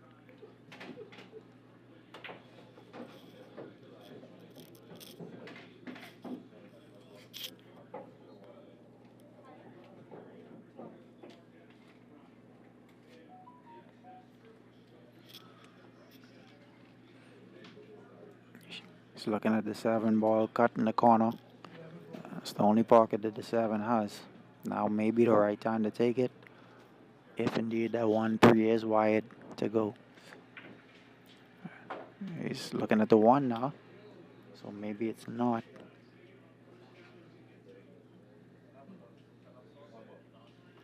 He's calling the 1. He's going to open up the 3 ball so we can use that to get back to the 7. He only has the top of the ball, so cue ball is going to roll to the right. He overcut it. He blocked the corner pocket for the 14, but the 14 can still also go in the side pocket. Do a charger with you? All I got is charges.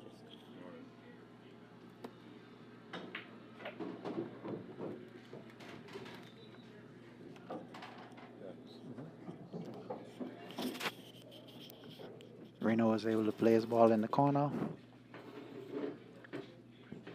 And he has a lot of choices. He's looking to shoot the 10 ball. He has an angle on the 10. He's a slow roll this. Try to get a shot on that 12 ball. He overhit it and he missed the ball. I think he left Stereo a cut on the 5.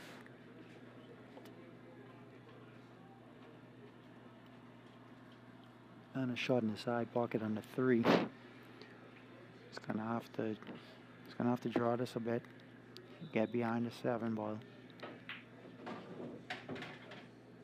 Or if he really wants, well, I would have said play the 5 ball next, but cue ball is by the rail, so he wouldn't be able to hold for the 7. May need to play the 7 now. Come up table for the 1, then the 4 in the bottom right, the 5 ball past the 10, and the 8 in the side or in the bottom right corner.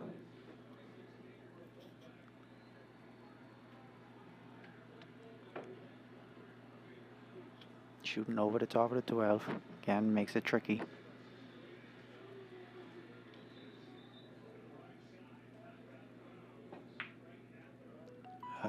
Was able to play that one perfect. Got a cut on the 1 ball. Right here.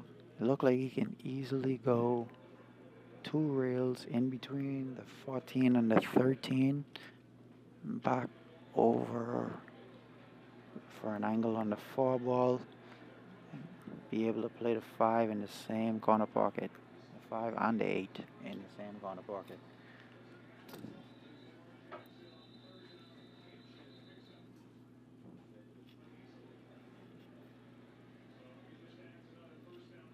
He's going pretty high on this, so he's going to stay above the 14.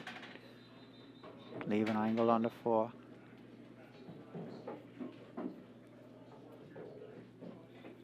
It's not the best angle. Does have an angle.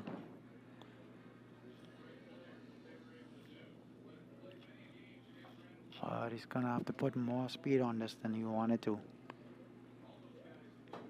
Try to get near that second diamond on the left rail. The left side rail.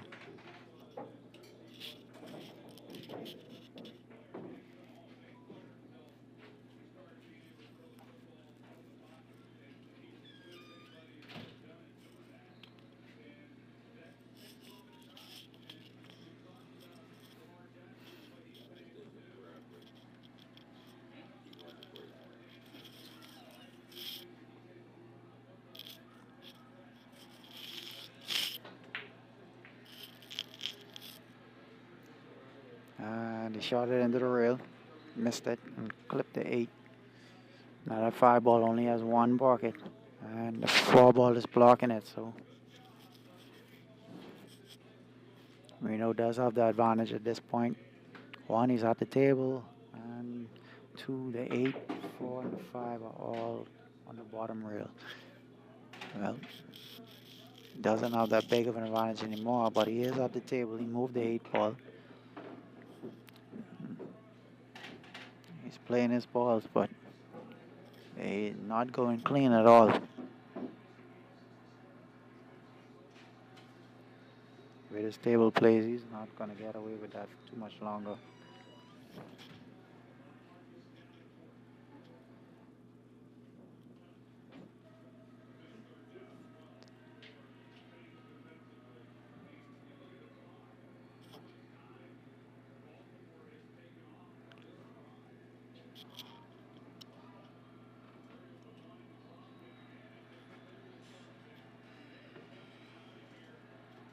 Let's call him the 13. He's above the center of the ball. He just rolled it in. Left himself a shot in the side pocket on the 14.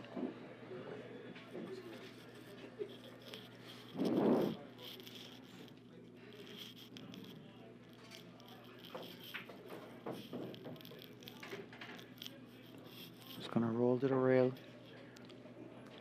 and take the cut on the 15. Would be ideal if he could bounce off this rail just a little bit, about 3 inches or so. I should be able to draw this 15, get to that side rail or close.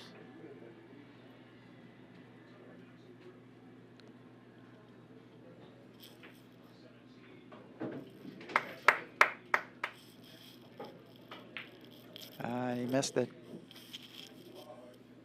A lot of movement, and he had some spin on that ball. He left a big angle on the 5 ball though.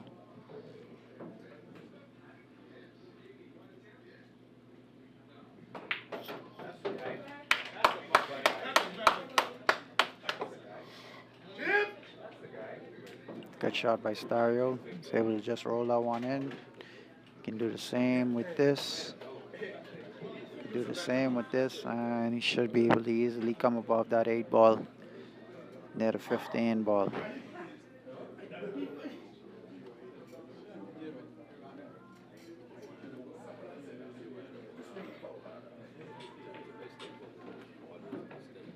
Put some right spin on it and was able to hit the rail just before the side pocket. It's a good thing he didn't catch that point. I don't think he would have liked that too much.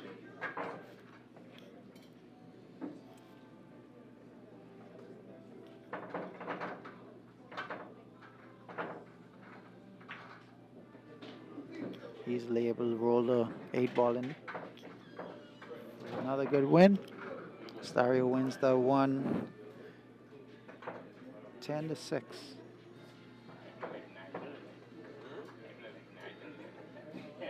Eliminators now lead 76-42.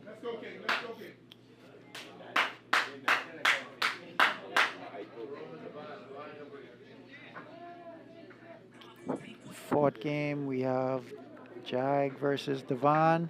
Devon is breaking. Devon plays for Briteley's Braves.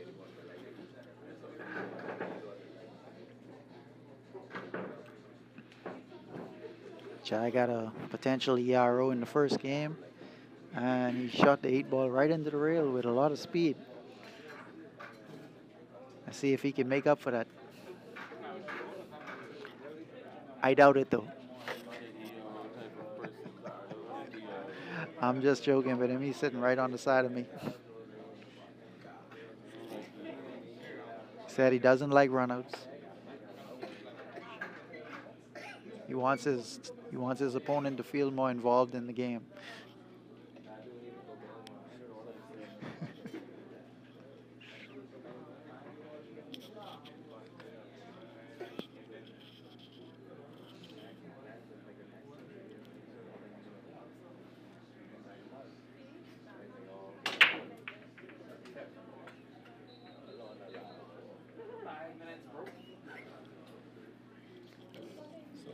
But I watched that and I was like, but I know I see something fly just.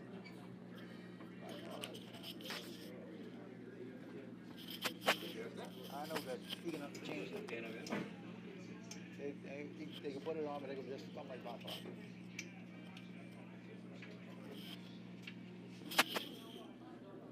Hmm? They don't, they just don't stick back on. Well, you know, why they come out? I don't know if they put it in the car or.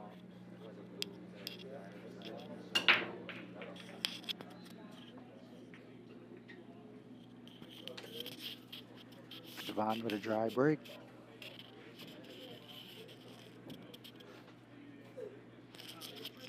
Jerome has a shot on the 6 ball. Also has a shot on the 4 down in the bottom left corner pocket.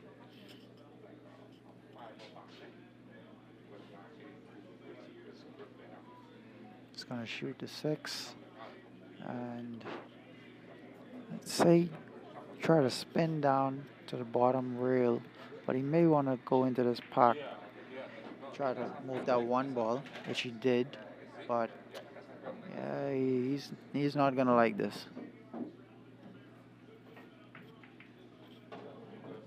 It's going to call the 7 ball, play the 5-7 combination. It's going to be able to move that 5 ball out of that park. 1 ball is still going to be tied up. He's going to have to look at that later. 5-7 isn't easy too.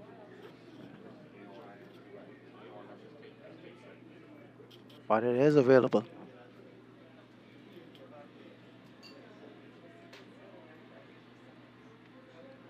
So looking at the 2, I think he only has the edge of the 2 ball.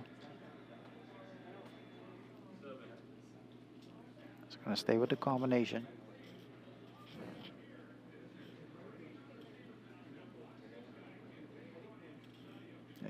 If he's able to play this, that's going to be a pretty thin hit on that 7, which means the cue ball is going to be rebounding off of the rail back into the 8 ball. So he has to watch out for that. He didn't hit it that hard, so it's just playing it safe. Hey, Byron, I don't have my name on the radio tomorrow, but I guess six to the left, six to the right. Everybody got to get it. Heat is good.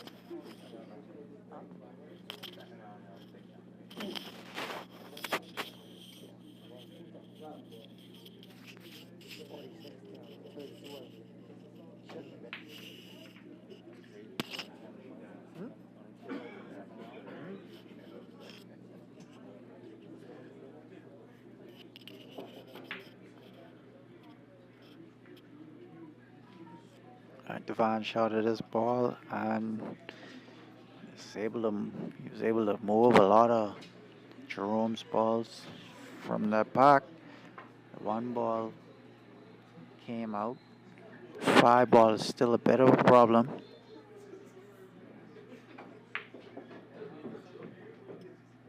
And Jerome just keeps putting himself back into problems.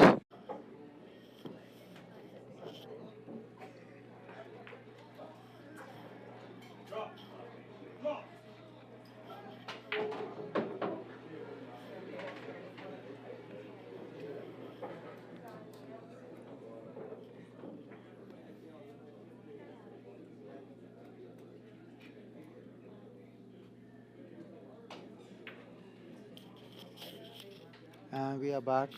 Sorry about that. We had a little bit of technical difficulties with the live stream. The internet cut out.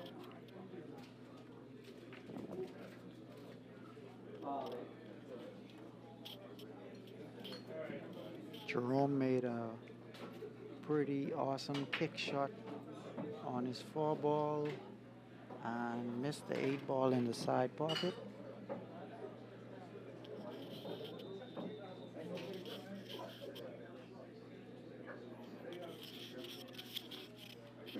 Devon.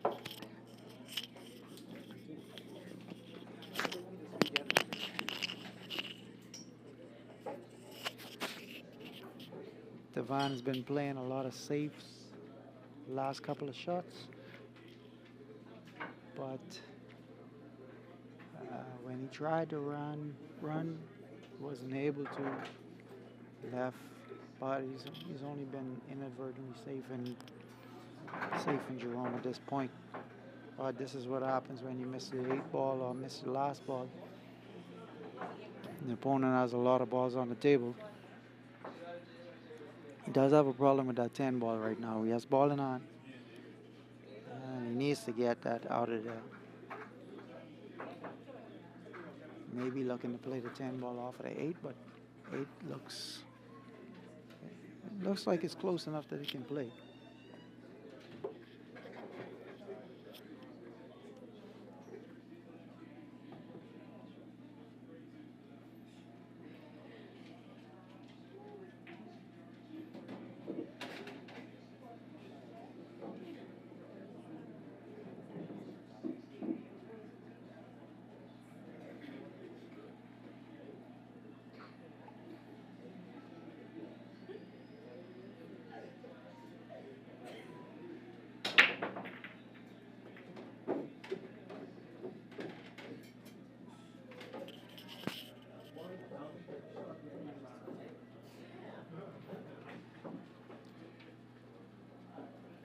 At this point, he may need to play another safe.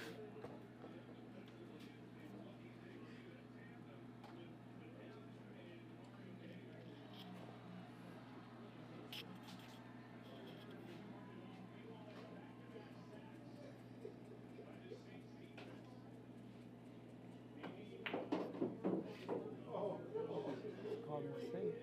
Call it 12. And I don't really know what he's playing for just now. But whatever it is, gotta think that he didn't get it.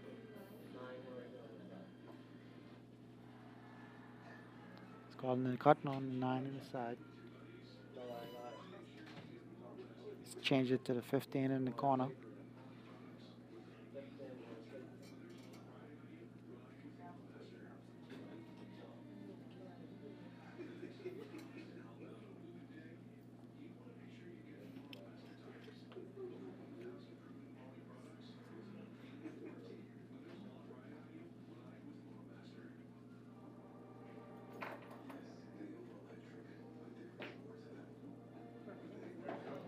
And he played it, caught some rail, but still went.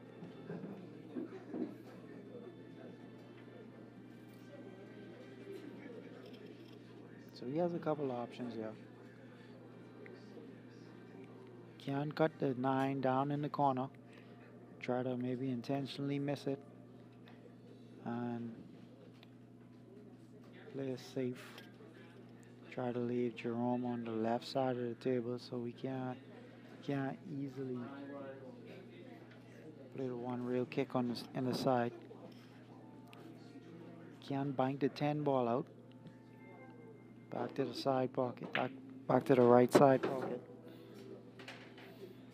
He's calling the 9 though. Bottom right. If he makes it, I don't know what his plan is. I don't know what he plans to do next. He's really looking at it like he wants to make it. He's going low on the cue ball. So he plans to draw it somehow. Maybe take the bank next. Doesn't make much sense when he has it.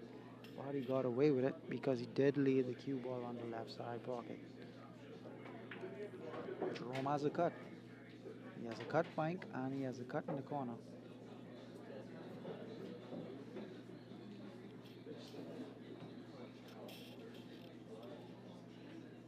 Like whatever the best option is to not hit that 10 ball.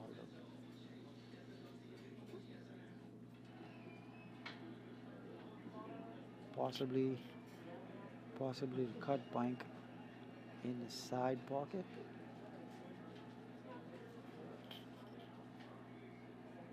It looks like it has a good line to do it too.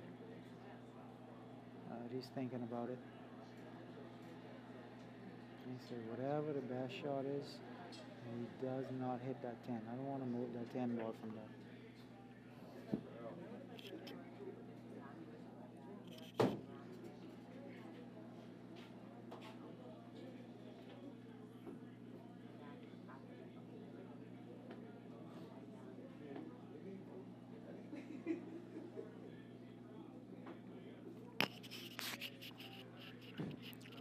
Calling it in the top right corner.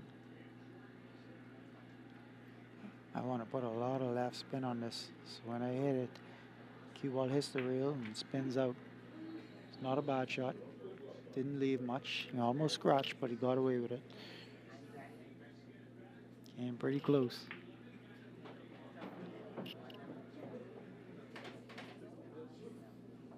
Kind of close to making it and a lot closer to scratching. It's left of hand. Tough spot here.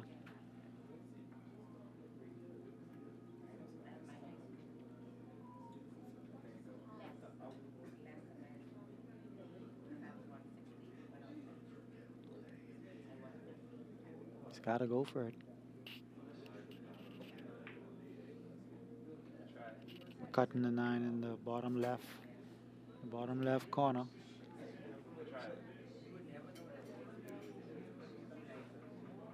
It's going to be thin, so we should avoid the 8 and go 2 or 3 rails back and forth.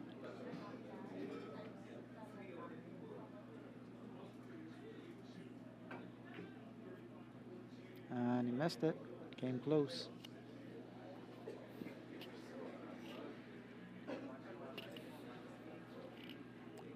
Left Jerome pretty easy 8 ball in the corner. This looks a lot like the 8 he missed in the first game. As long as he doesn't pound it in there, he should be alright.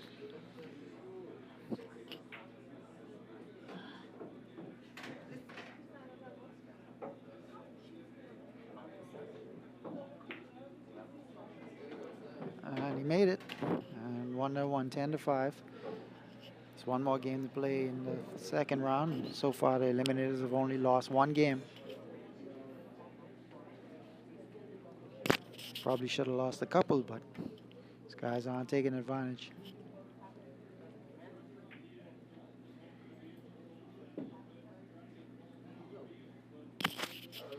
Score is now 86-47.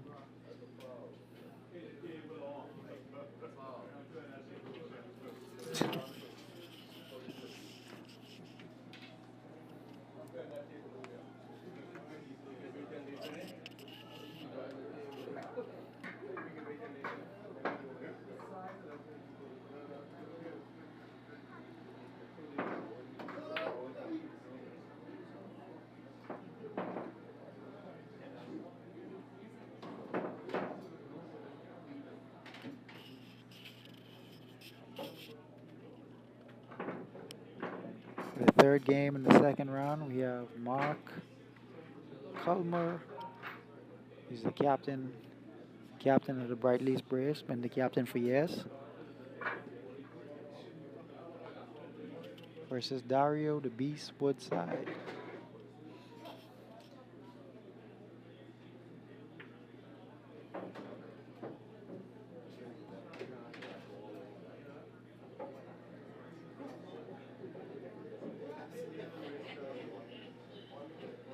Mark normally breaks head ball.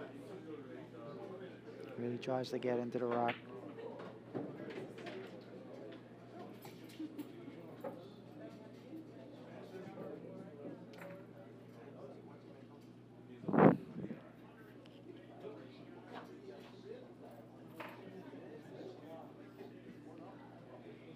He's really taking his time with this break. It's not like him. He might be nervous. A lot of these guys are intimidated when they have to play Dario.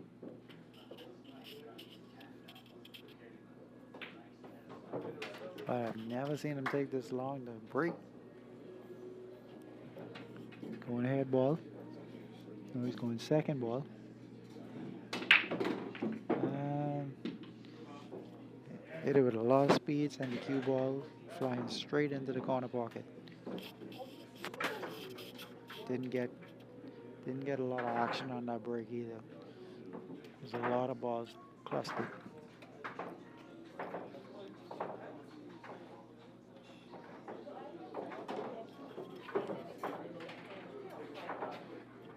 Which one of these plugs turn the camera off? One right up there, next to the TV.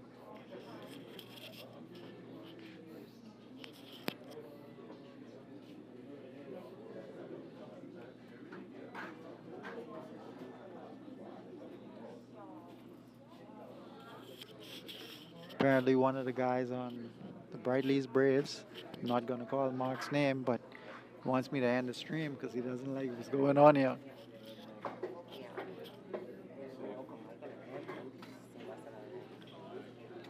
See ya. Watch out for that. Yeah, you might want to go around.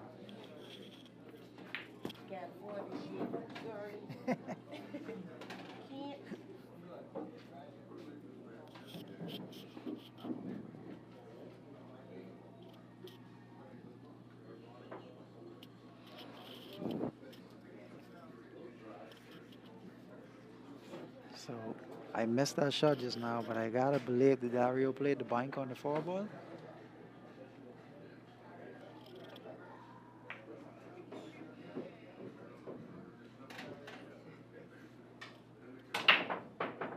He was trying to leave himself.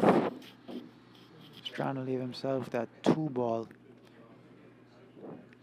Could have maybe went into the rail and then into that cluster. He's shooting the 1.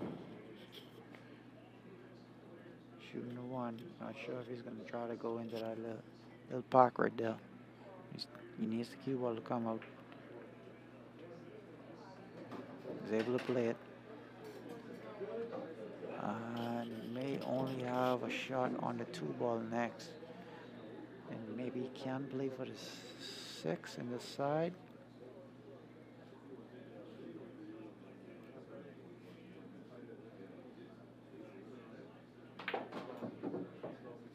Needs to be able to separate that 13, 7, 14, and 8.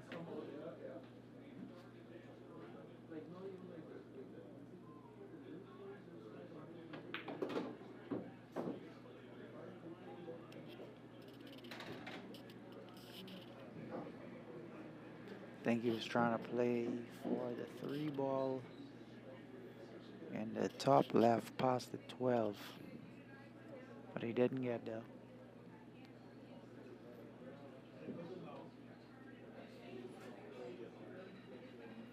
No, actually, looking at it, I think he was trying to play for the 6-ball, but he didn't get there. He may have the 3-ball in the corner past the 12.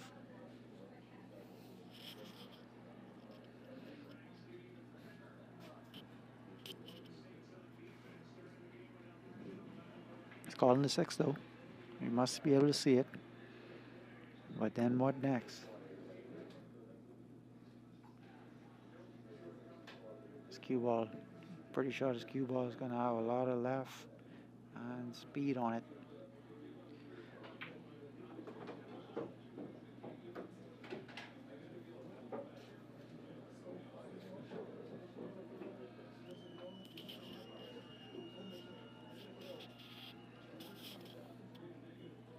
I wouldn't go for it. Yeah, I don't think. So he's calling the 3. He's calling the 3 in the corner past the 12.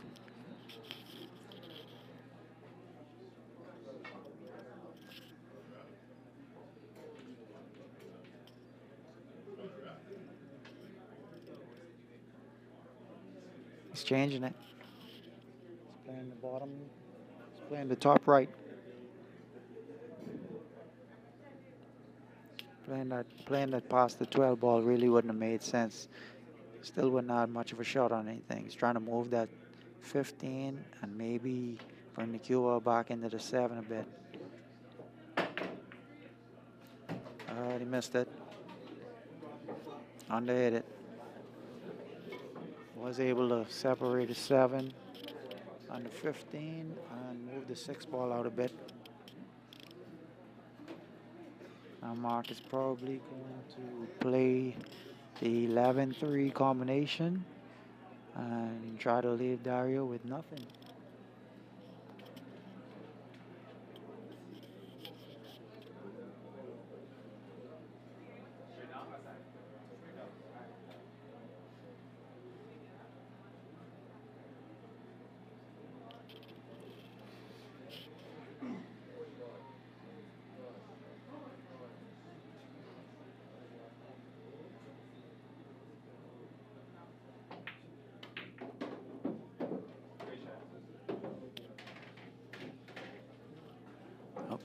Played his 10 ball. He's trying to get out. He can roll his 9 ball, pass at 3. He'll be able to play the 11 in the top right.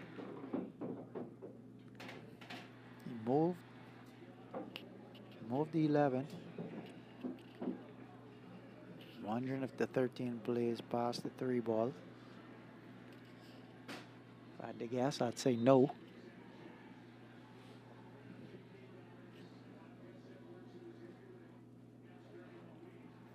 Shooting the 12. He's stopping it for the 15 in the side. Still don't know if this gives him anything down on those bottom balls. Those balls in the bottom of the table.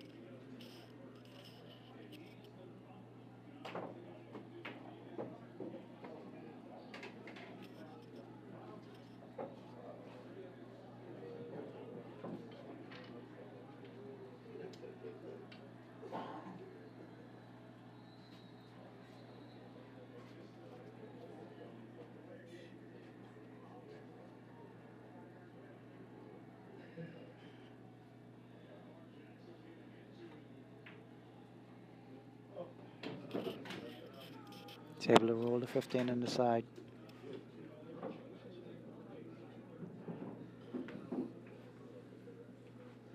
Gonna have a lot of draw and low outside spin on this.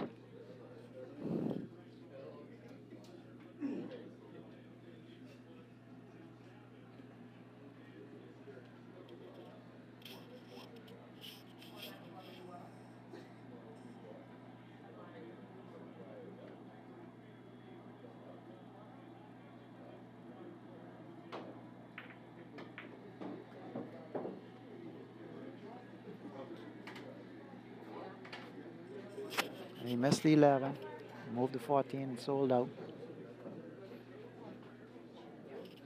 Now all the balls play now.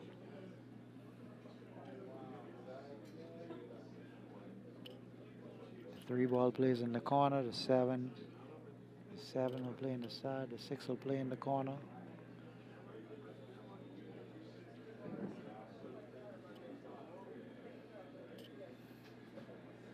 Like playing the 7, 6, 3 in the side, and 8 ball in the side pocket where it's at.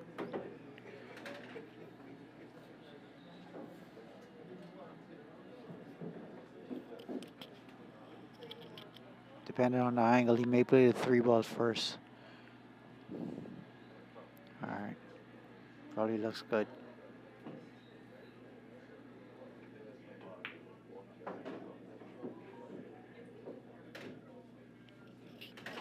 Good hit.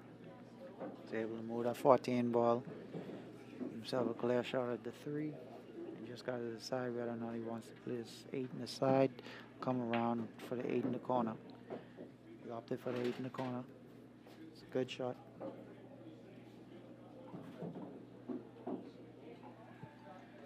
He's able to let it stroke out a bit.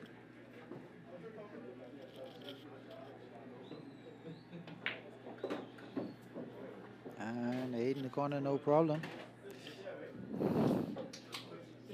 Harry was able to win that one 10-4.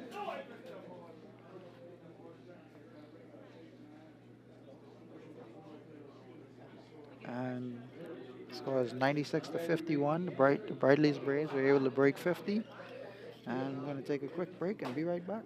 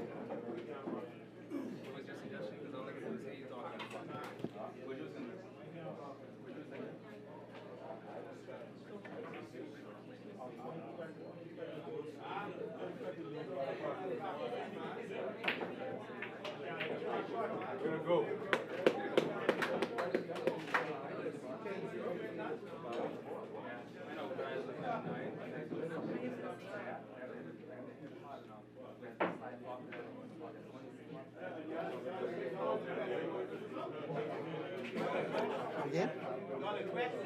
No, who came at it? Who came at us?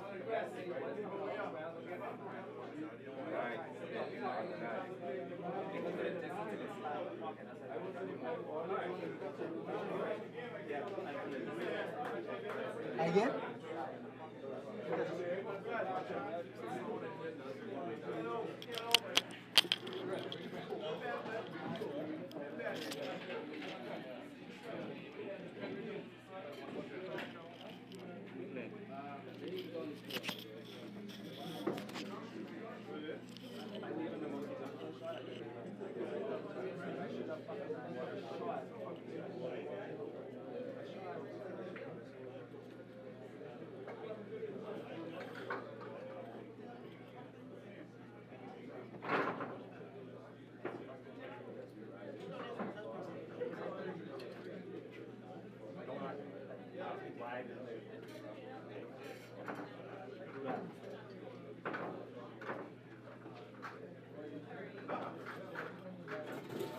All right, ladies and gentlemen, so we took a little break. Now we're back on our regular scheduled program. And coming up now, it's going to be Eugene versus Mark in the third round, the first game of the third round. Score as it is 96 Eliminators to 51, the Briteley's Braves.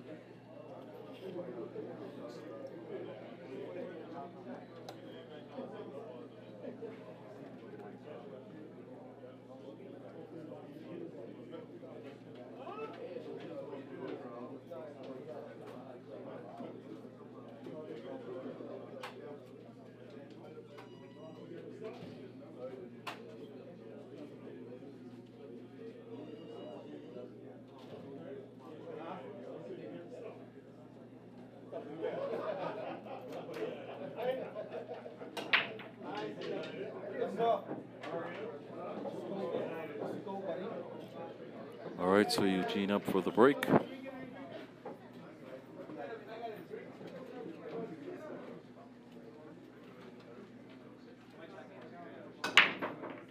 And quite a powerful break. One ball down, the cue ball kicked towards the corner pocket, but it stays clear of that pocket.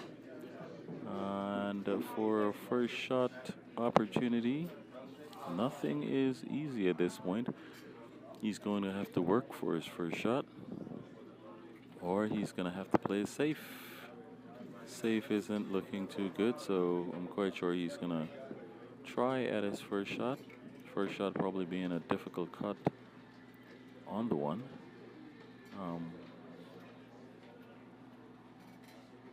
That seems to be it, or maybe a difficult cut or a jump shot in the side pocket. Well, probably the easiest thing right now would be the 12th ball. So jump on the 12th ball into the side pocket. That's really the easiest shot at this time.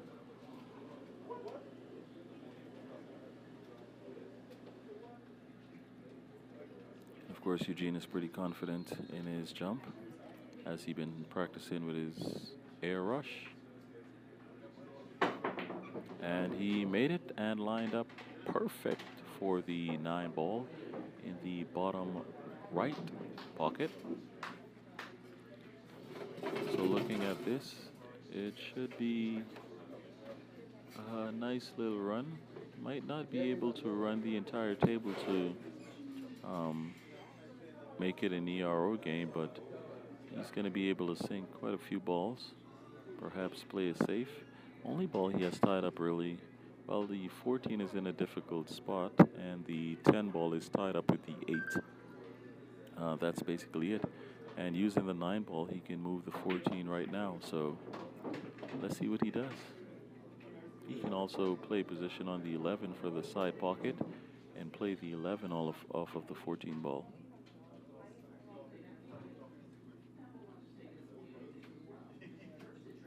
Seem to be looking more towards running the cue ball into the 7.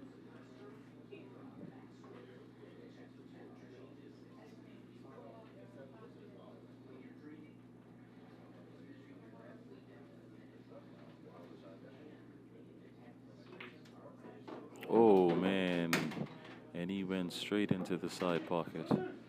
Straight into the side pocket. He missed the 7. He's trying to play into the 7 to move that 14 ball, but he went straight into the side pocket. Minor miscalculation, and that's what it causes. So Mark now has a ball in hand at the table. And he's trying to get the template rack off of the table.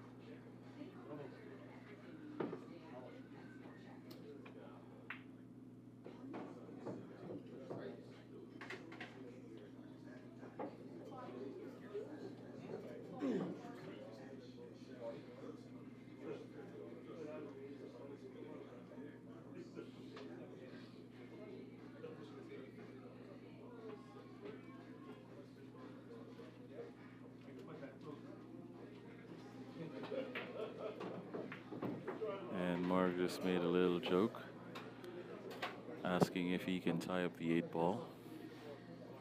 It's a pretty funny guy. Good sense of humor.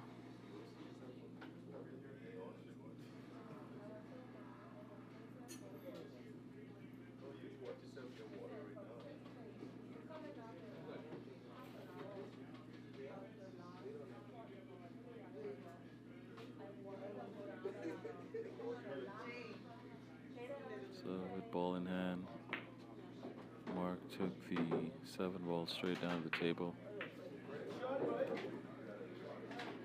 Now he's going at the 4-ball. Perhaps he's going to be playing for position on the 1. Only thing that makes sense right now, while moving the 8-ball, is he can break both of them up. He played a stop shot instead. And he's looking over towards the 5. I don't know. I think he's trying to think where he's going to go after he plays the 1-ball.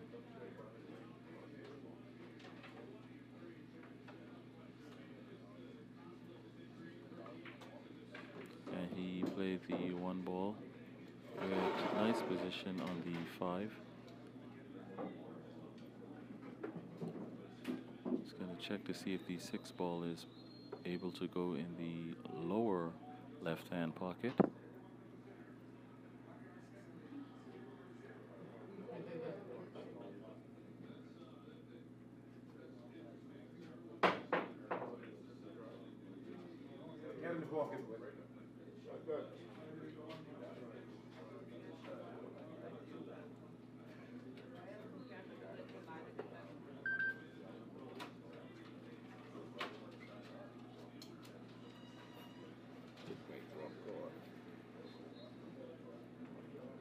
Seem to be choosing to go at the 6-ball, which means the 6 must go past the 13, which is a good shot if it goes, because then he'd be able to play the 2-ball.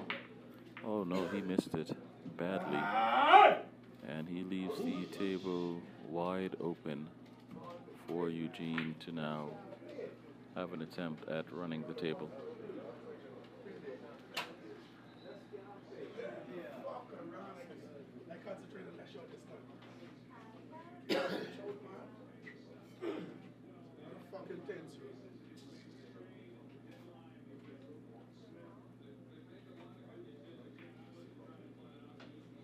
Eugene played a safe, nice safe.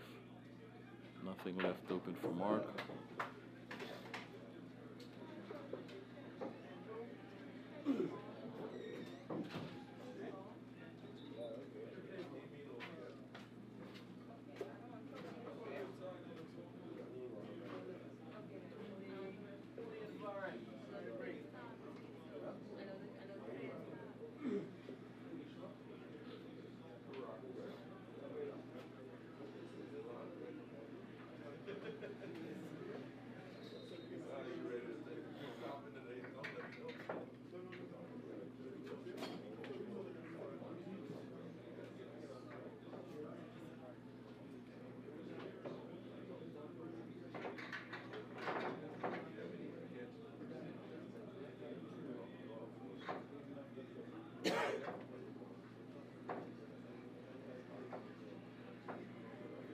So Mark is thinking hard on what he's going to do.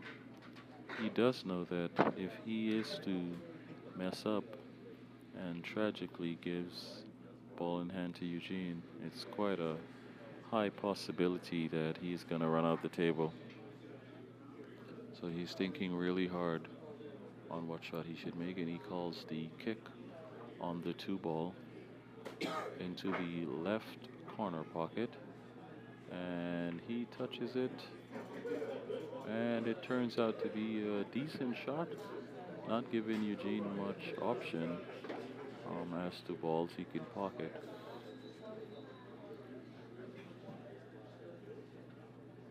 I'm guessing Eugene is perhaps going to play another safe. Perhaps play a safe using the 10 ball would be a good choice. But it's not much options left for him.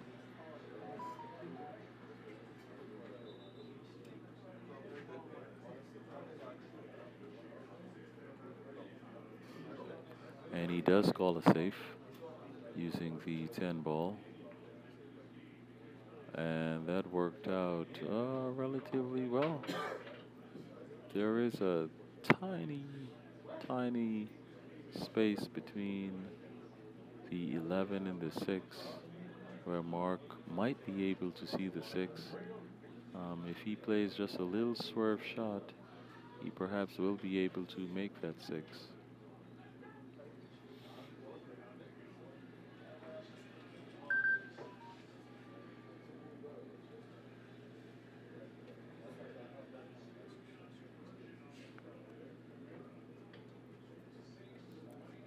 And he's taken pretty long to think up what he's going to do here. It's not an easy feat. Not easy to make a decision on what you're going to do, knowing that if you do miss and happen to create a foul, your opponent could basically run the table. So he's in all his right to think hard on what he's going to do.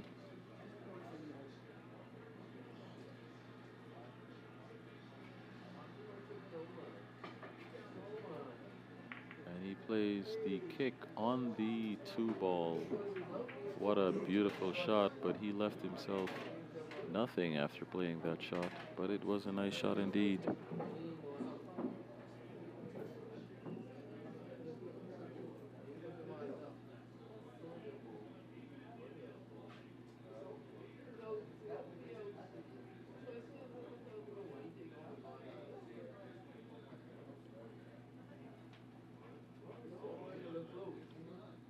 He doesn't know what he's going to do now.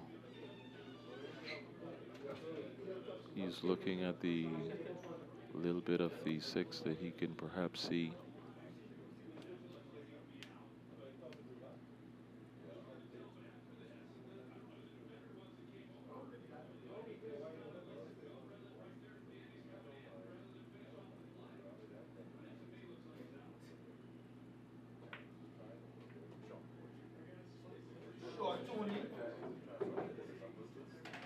Sometime in these games, I just wish we had like a shot clock, because some players can really overdo it as it relates to the amount of time they take to shoot after each shot. Mark is one of those players.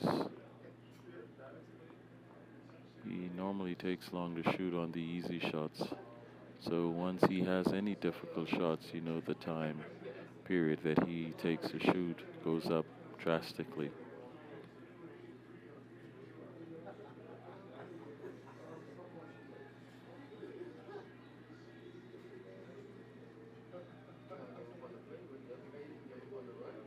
I think he is thinking so hard on how he's going to make the balls move without shooting them.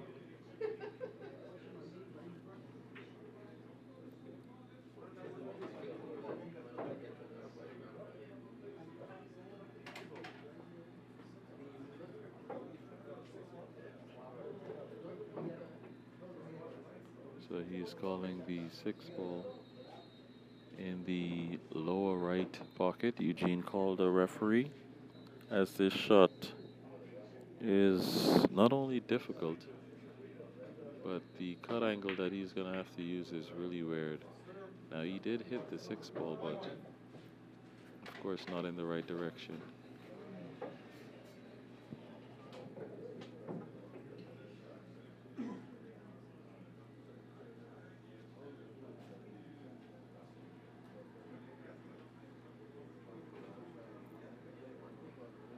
Eugene is doing his calculation.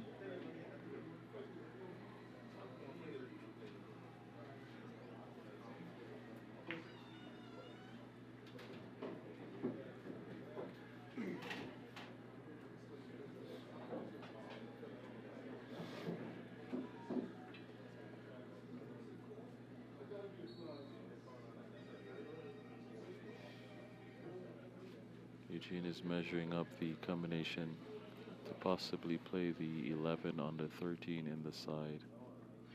Wasn't really left with anything after Mark took that shot.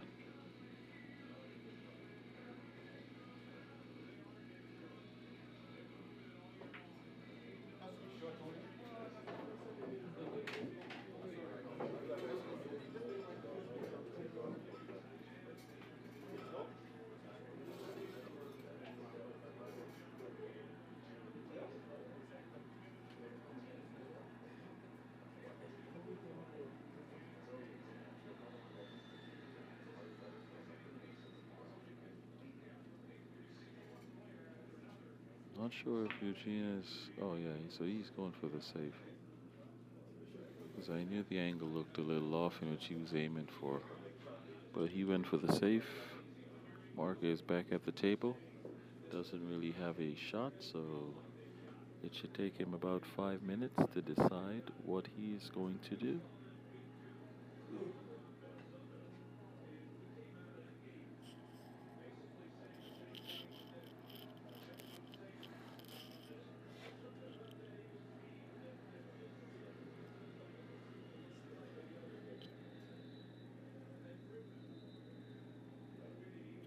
For those of you who continue on the stream, thank you so much for watching. Don't forget to like, share, and subscribe. And of course, ensure that you click on the notification button so that you get notified whenever we start a stream.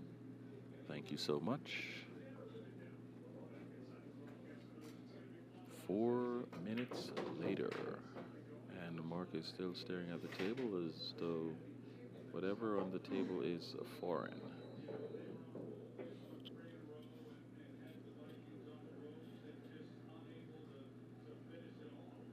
Didn't see him call anything, but he seems to be shooting towards the 6-ball. And he puts so much spin on the cue ball that it went 2 rails, come back and kick the 6 down rail. However, he did leave now the table open for Eugene. Let's see what Eugene decides to do.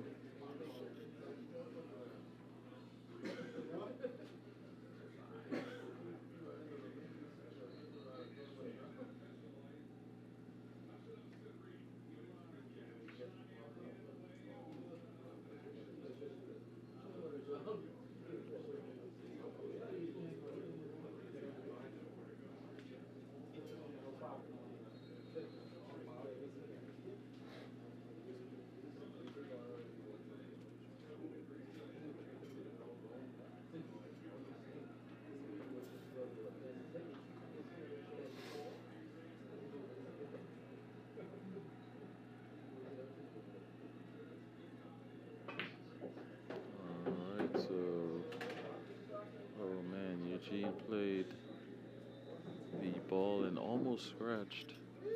Left himself with quite a difficult shot. The cue ball even might be hiding behind the jaw of the pocket. Not an easy cut anyhow.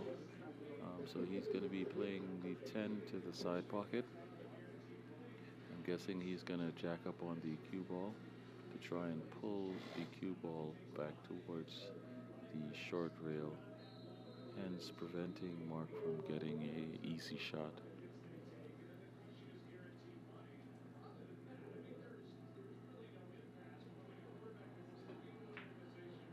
No, he went all in, but he played it in such a way that he got the same result basically. And Mark not having an easy shot.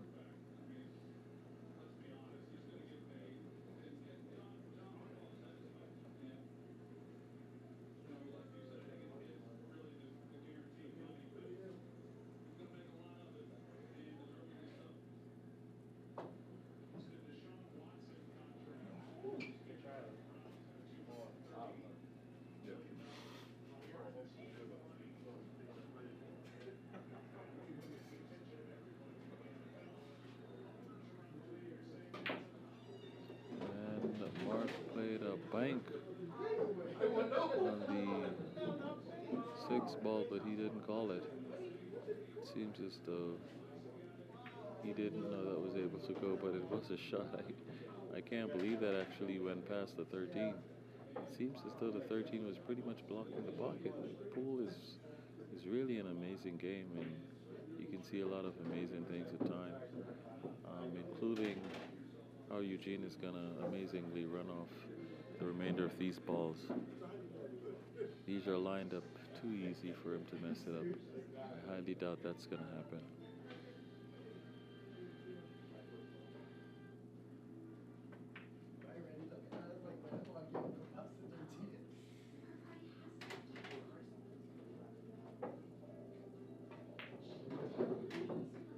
And he played that, come back out for the 9. He's probably going to play 2 rails to get to the 8. Or he can just go down 1 rail and put it in the same pocket as the 5 ball. But knowing Eugene, he's going to probably play his favorite 2 rail shot.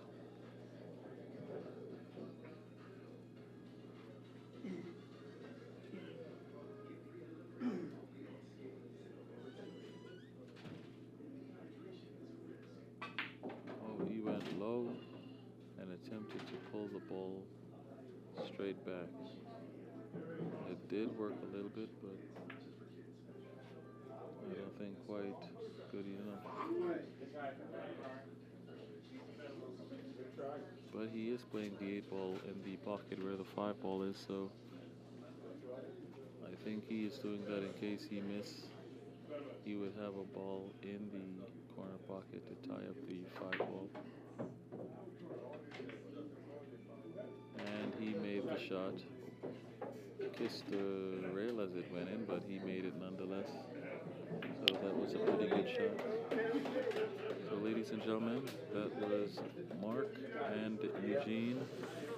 Mark scoring 6 in that one.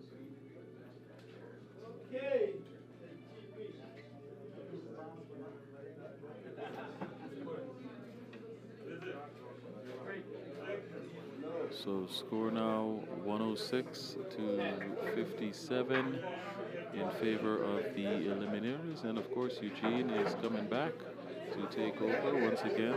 To all the viewers locally and internationally, thanks for tuning in. Don't forget to like, share, and subscribe. And stay tuned for the next game coming up.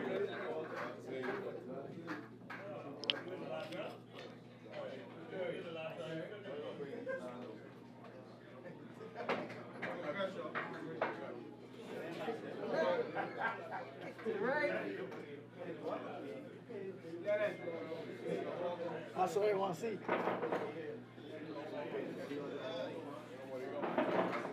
Oh, man.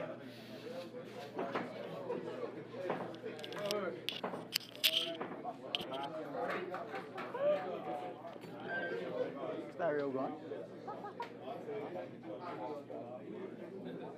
Where you going? Why are you going? Huh? Hey, almost positive. Almost positive. Ain't nobody in for him.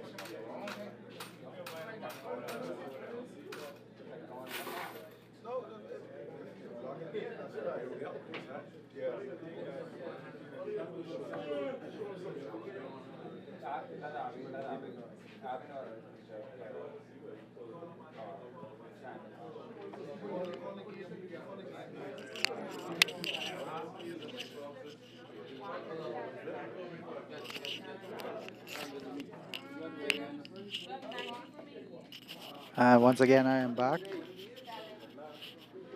We have 4 games left to play. And the Eliminators lead 106 to 57. So we've officially won this game, won this match. And this is the Briteley Braves' chance to make the game look a little bit respectable. Have a long road to travel to get that. Need to win the next 4 games just to get to 97.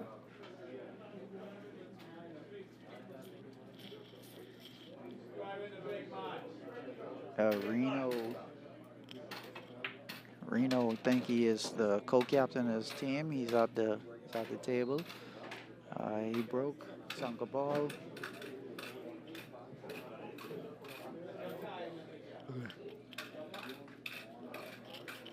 He dropped a stripe on his break.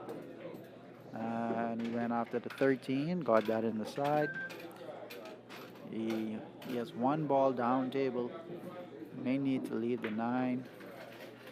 Well, that's the end of that plan. He missed. Didn't really leave the round much. He has a shot at the 3 ball in the corner. The 1 may go past the 12, but if it does go past the 12, I don't think he has the full pocket.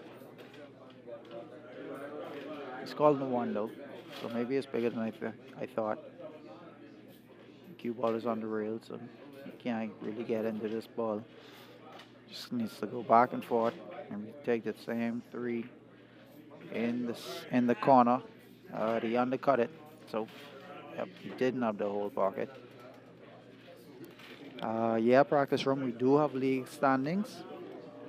Let me pull it up. I won't be able to show it on my screen because I'd need an image. I need an image, and I wasn't able to do that. But we do have league standings.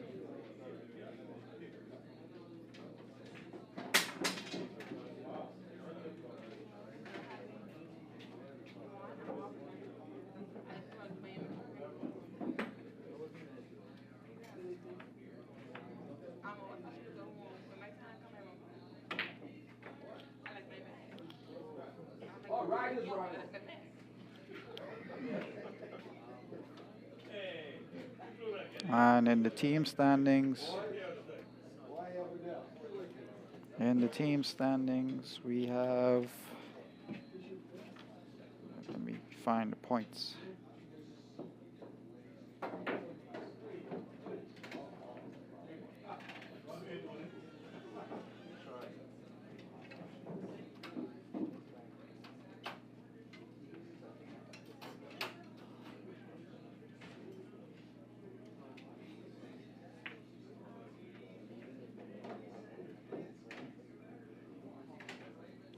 In the team standings, we have the Eliminators, which is my team, in first place with 2,652 points. The nearest team behind them, the Temple Builders Monsters, by almost 100 points, 2,556, followed by the Bad Boys, 2,514, and close behind them, you have the Vipers, 2,511 points. The team that we are playing tonight, Briteley's Braves, they are in 17th place, a total of 2,145 points. So actually, we were leading them by just a little bit over 500 points. And tonight's game is not helping their cause at all. We have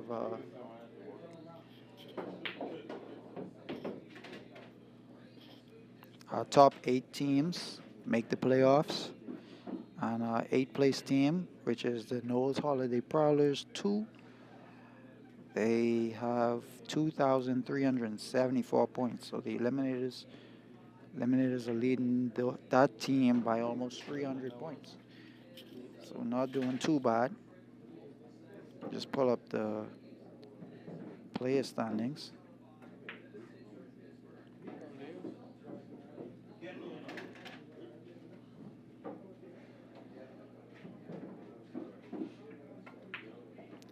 In first place in the individual standings, we have Randy Simonet of Temple Bills Monsters.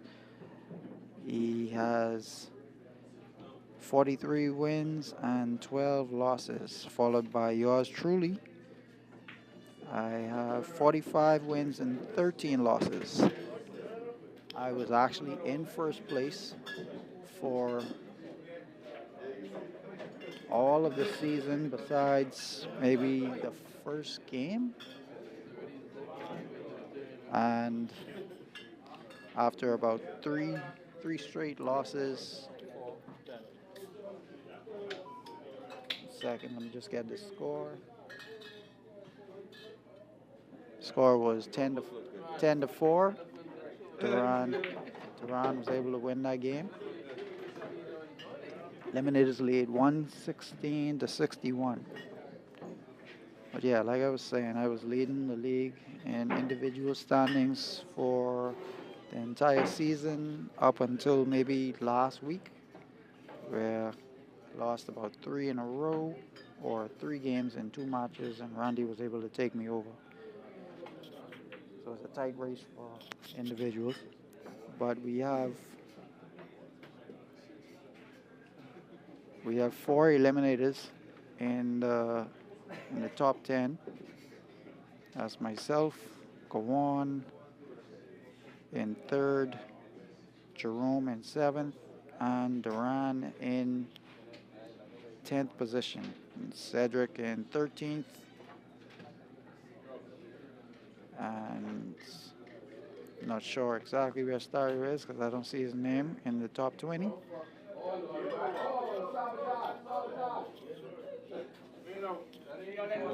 Having a lot of technical difficulties in here tonight. Lights went out for a second. Somebody hit the switch.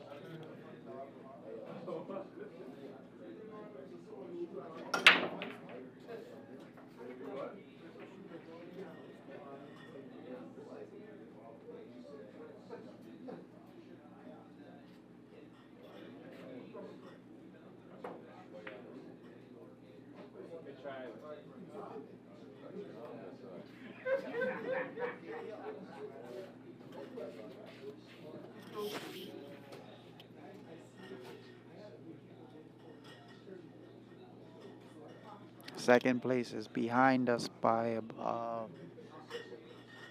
let's say, I believe it was 96 points. I gotta look at it again. And A1 Masters, what league is that? Is that APA?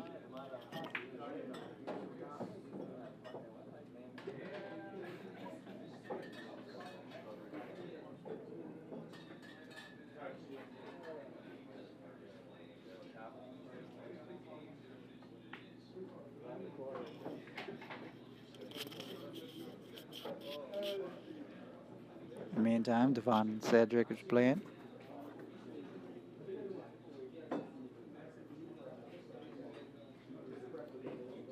Devon is shooting the stripes.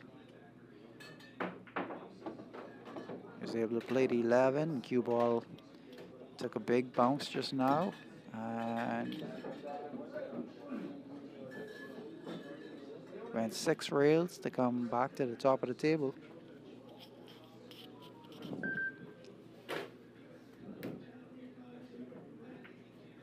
So what exactly is an A1 master?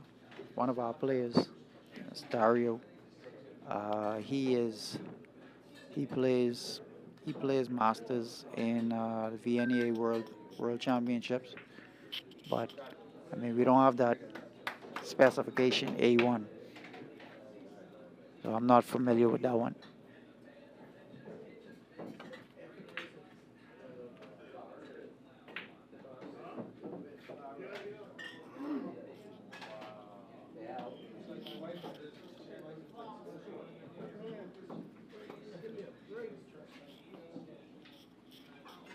Devon missed his 12 ball. If Cedric is lucky, he'll be able to see this 3, but I think the 15 is partially blocking it. He has a shot at the 5 in the corner. And he has the 2, 6, and the 1 ball all in the bottom left corner, the top left corner. Cedric decelerated on that stroke a bit and missed the 5. I don't think that was intentional. I think he was trying to slow the ball down. But he's going to force Devon to move. Sorry about that. He's going to force Devon to move this 15 ball.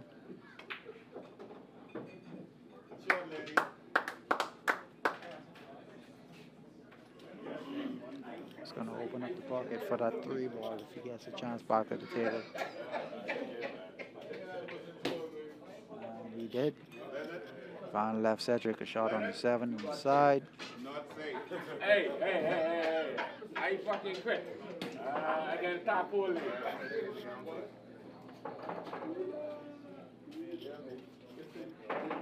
Alright, you're not sponsored by nobody. Yeah, and he gets kicked to the left, kicked to the right. Buying all sponsors. And I don't know exactly what Cedric was trying to do. I think he was trying to spin off of the side rail to clip that 14 ball out of the way. So we missed the 7 in the side. But again, left Devon in a really tough spot here.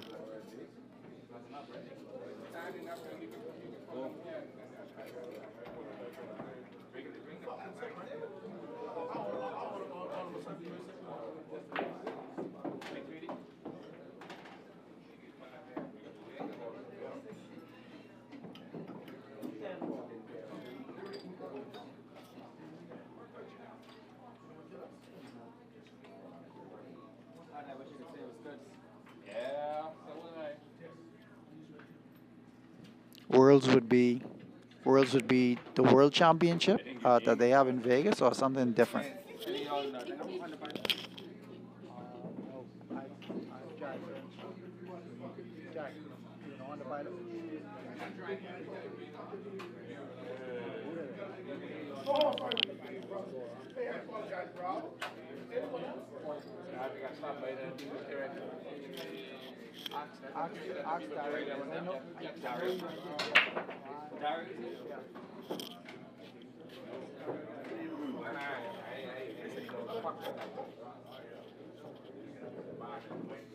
Okay, that's different. They place you. Your league places you in the division that you would go in. Because normally what happens with us,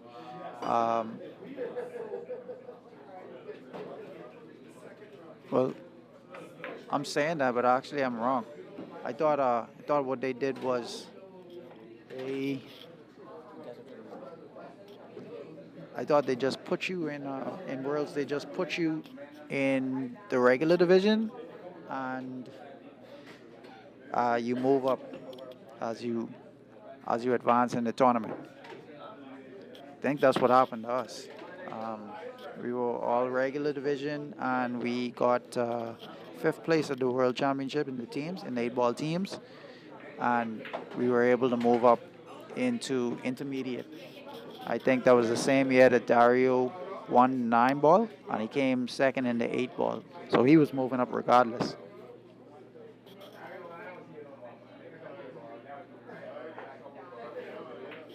Okay, I understand.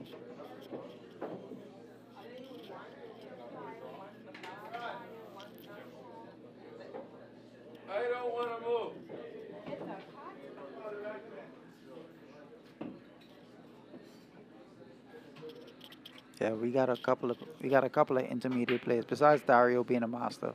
We got a couple of intermediate players here in the Bahamas.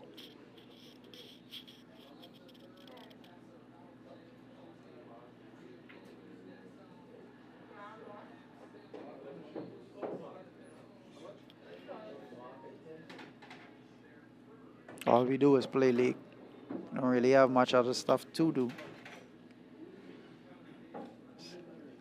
But there not being any 9-foot tables,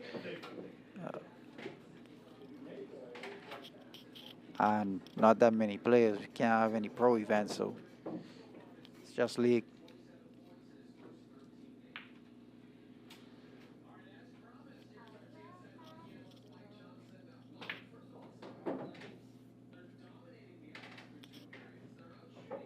Is that where you get your name from? The practice room?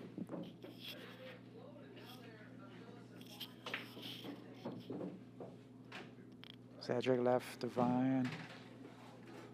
Somewhat tough. He has a 12-15 combination, but that 15 isn't easy. That side pocket is pretty tough.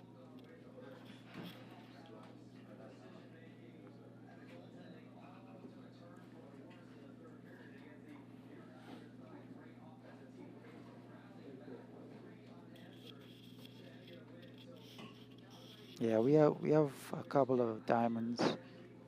Not that many.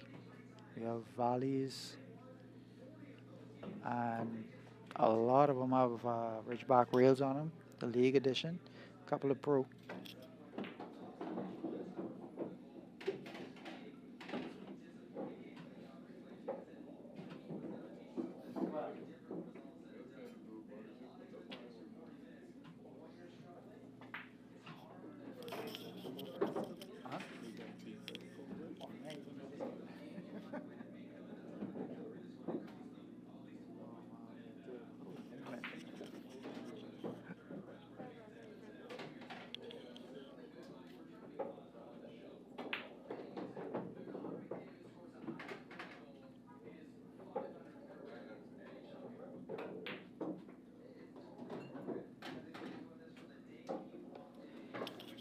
So just a quick word. That second place team that I had spoken about, the Temple Builders Monsters, they got beat by the 11th place Cobras tonight. Score of 119 to 101. That is crazy. I didn't see that coming.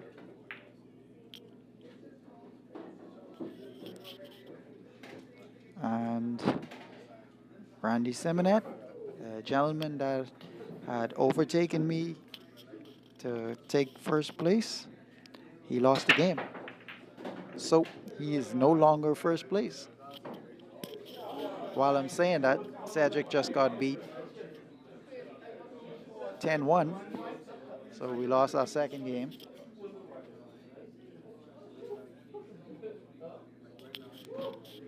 So now the Eliminators lead 117 to 71.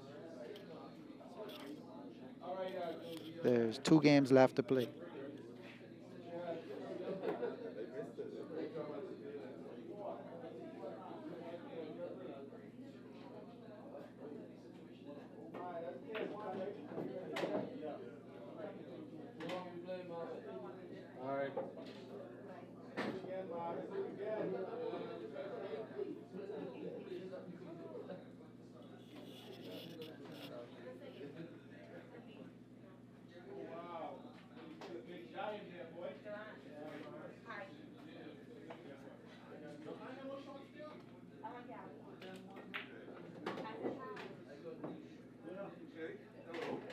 I remember the color of money, right? I just don't remember the practice room. I probably need to watch it again.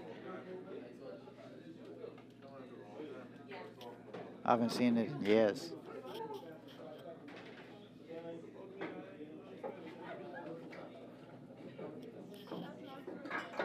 In fourth game, we have Jerome, aka Jag, versus Marvin. Marvin is going to try to see if he can win the team's third game.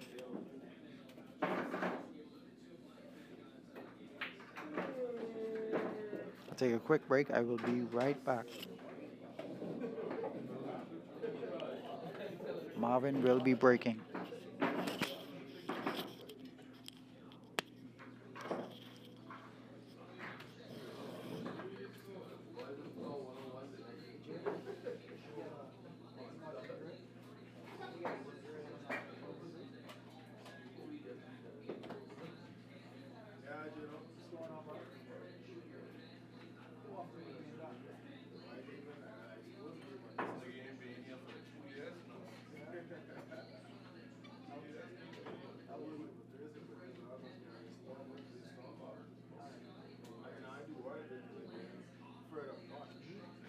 Once it passed through the Nassau, then Thursday,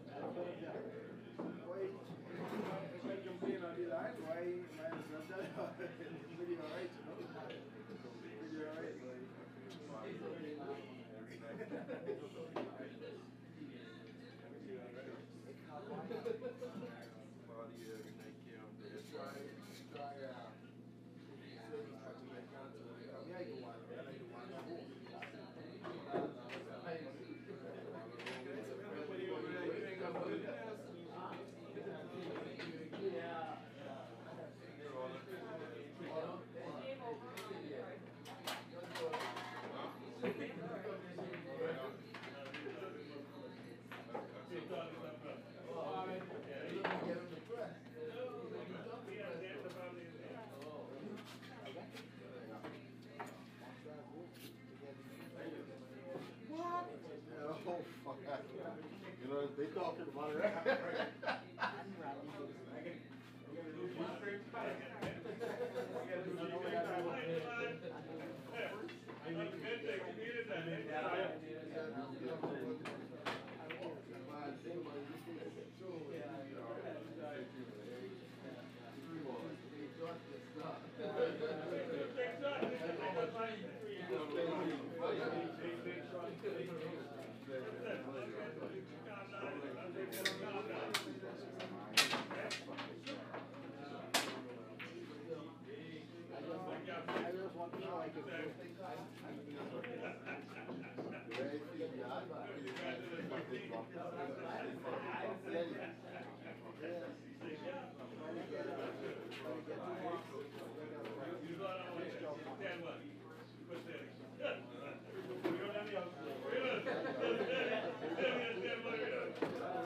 That's the key lock. Key lock, that's the break.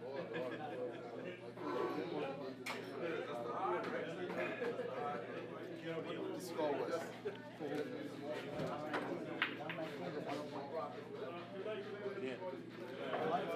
You see them shots that they blow me, man? Yeah, I did.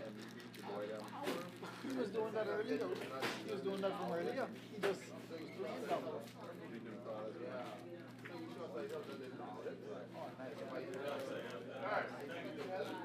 playing that. Okay.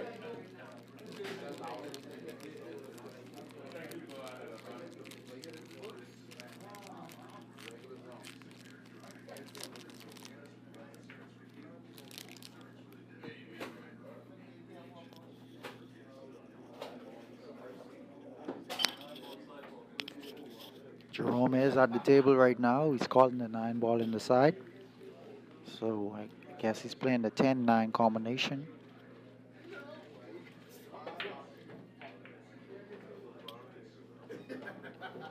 Missed it. Just a little wide.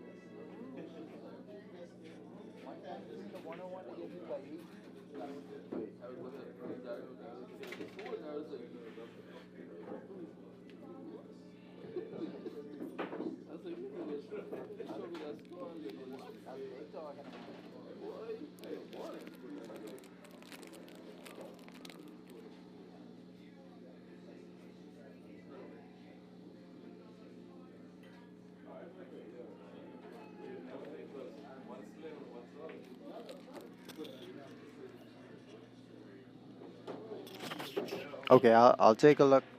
I'll take a look at it tomorrow.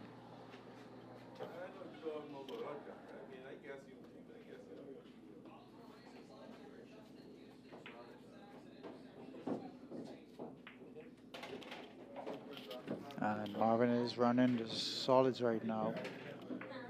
He does have an open table. May be able to finish this.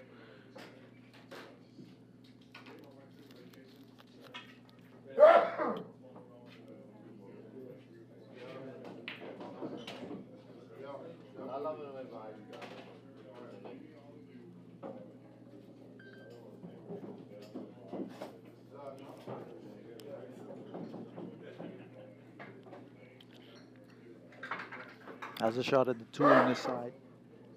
Yes. Really big sneeze.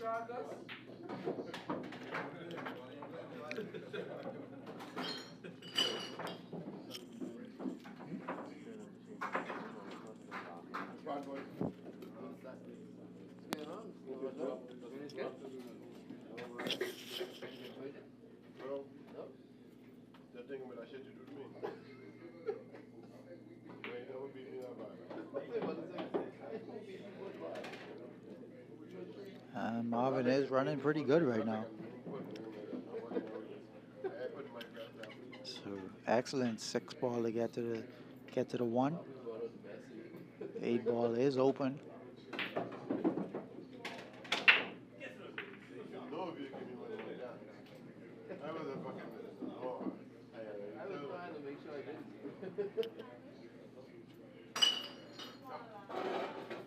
And a big stroke shot to get to the 8, but I don't think that he got enough of it. He's still marking it.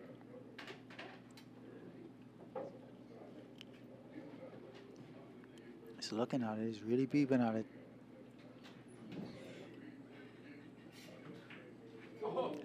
He missed it. Shot it into the rail. He said he couldn't see it. I believe him.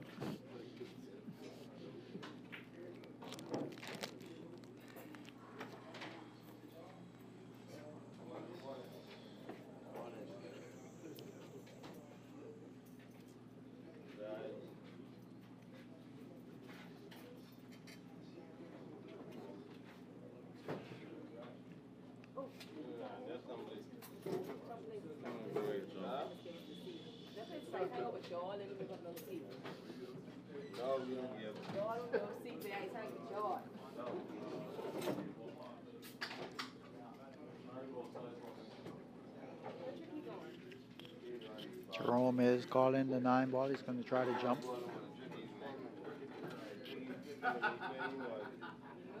Going to try to jump.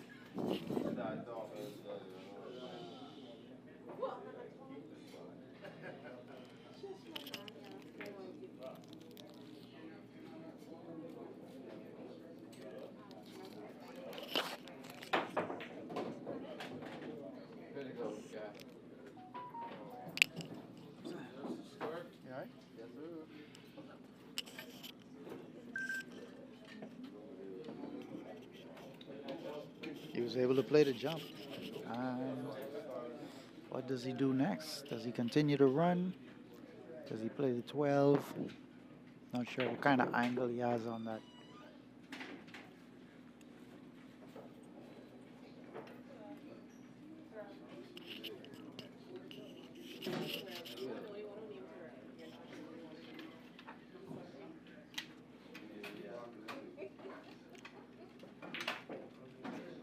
Yeah, he did have angle on the 12.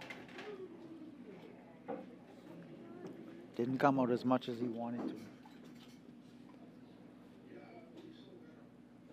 Again, all depending on how he's feeling right now. He has a cut on the 14.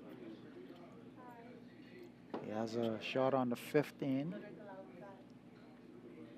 15 plays in the bottom left. Looks like he's trying to draw this towards the 14 ball. And he did. He didn't really clip it too good. So he may play safe at this point. Just try to thin the 14 and put the cue ball on the side rail.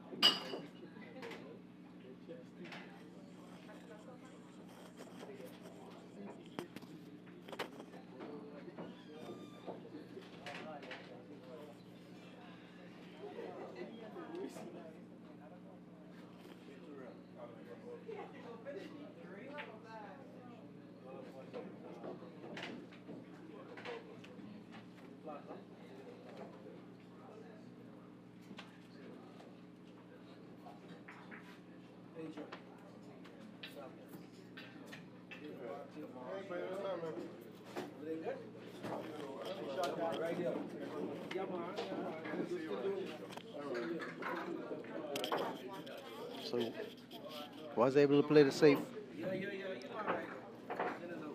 Pretty good spot. 8-ball. 8-ball is a diamond away from the corner pocket. Marvin is kicking at it. I was gonna say before he shot it, the line he was on didn't look like he would be coming anywhere close to that ball.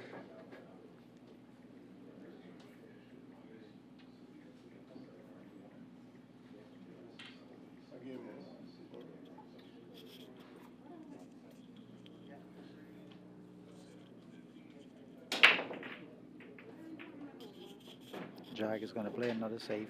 He's going to roll the 14 into the rail and back out. Try to put the cue ball behind the 10. He bumped the 10 ball, so I'm not sure if he got it. But yes, he did. Marvin is looking away from the ball.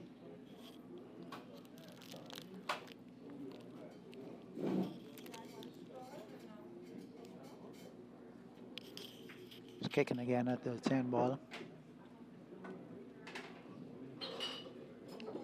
And he went behind it. One more.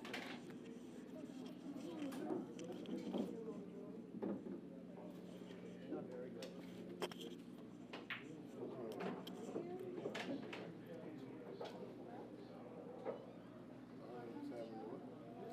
$170 to 71.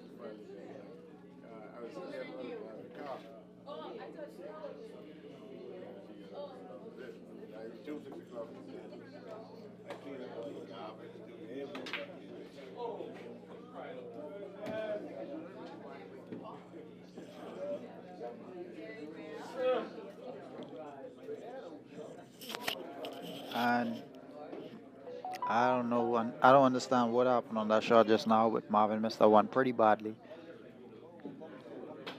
Sold out and left Jerome. Easy 8-ball in the corner. Eliminators also able to win that one 10 to 7.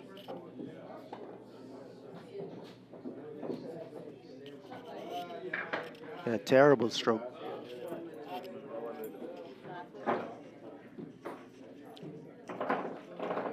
And this would be the last game in the match.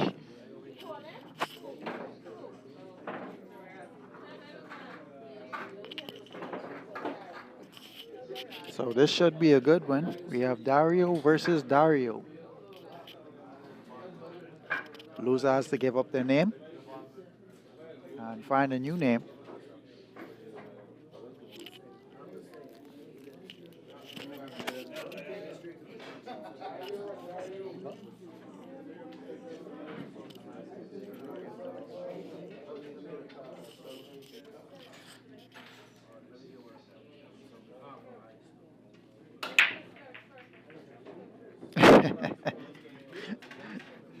um, this this may be quick. You may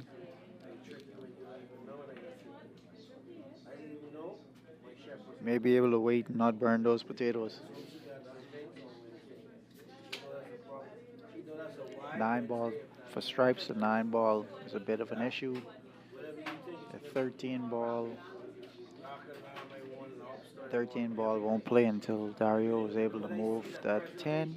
So he may choose to shoot the solids. It's called the 5 ball.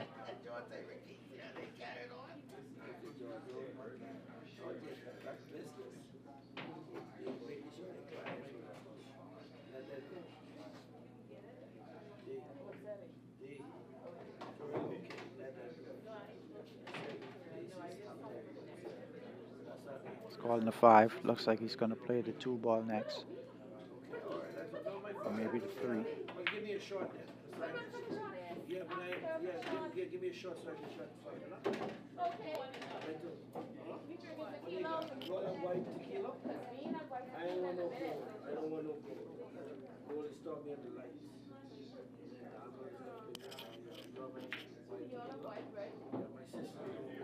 And he clipped the 13 ball. So the 7 ball doesn't have a pocket anymore. It may go in the side pocket. As if he can even see the 4 ball.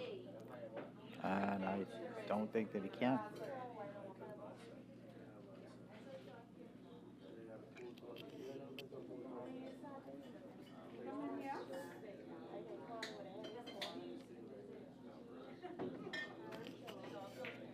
He could see the 4.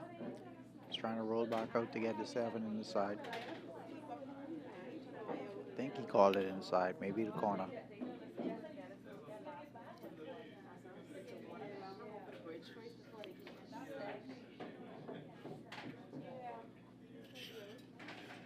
Yes, he's looking at it in the side. He's going to have to draw this. Say with low inside English. And hit the bottom rail.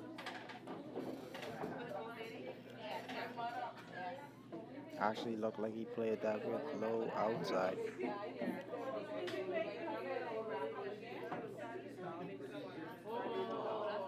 He's able to kill that cue ball off the rail.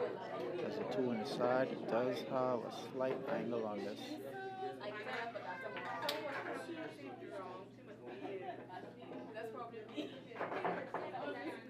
It's called in the 6.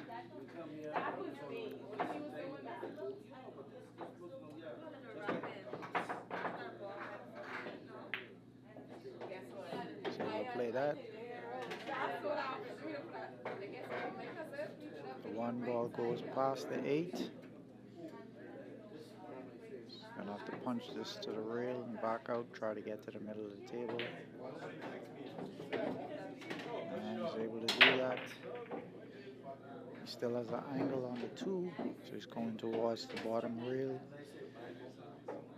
He needs to find a window in between the 12 and the 9.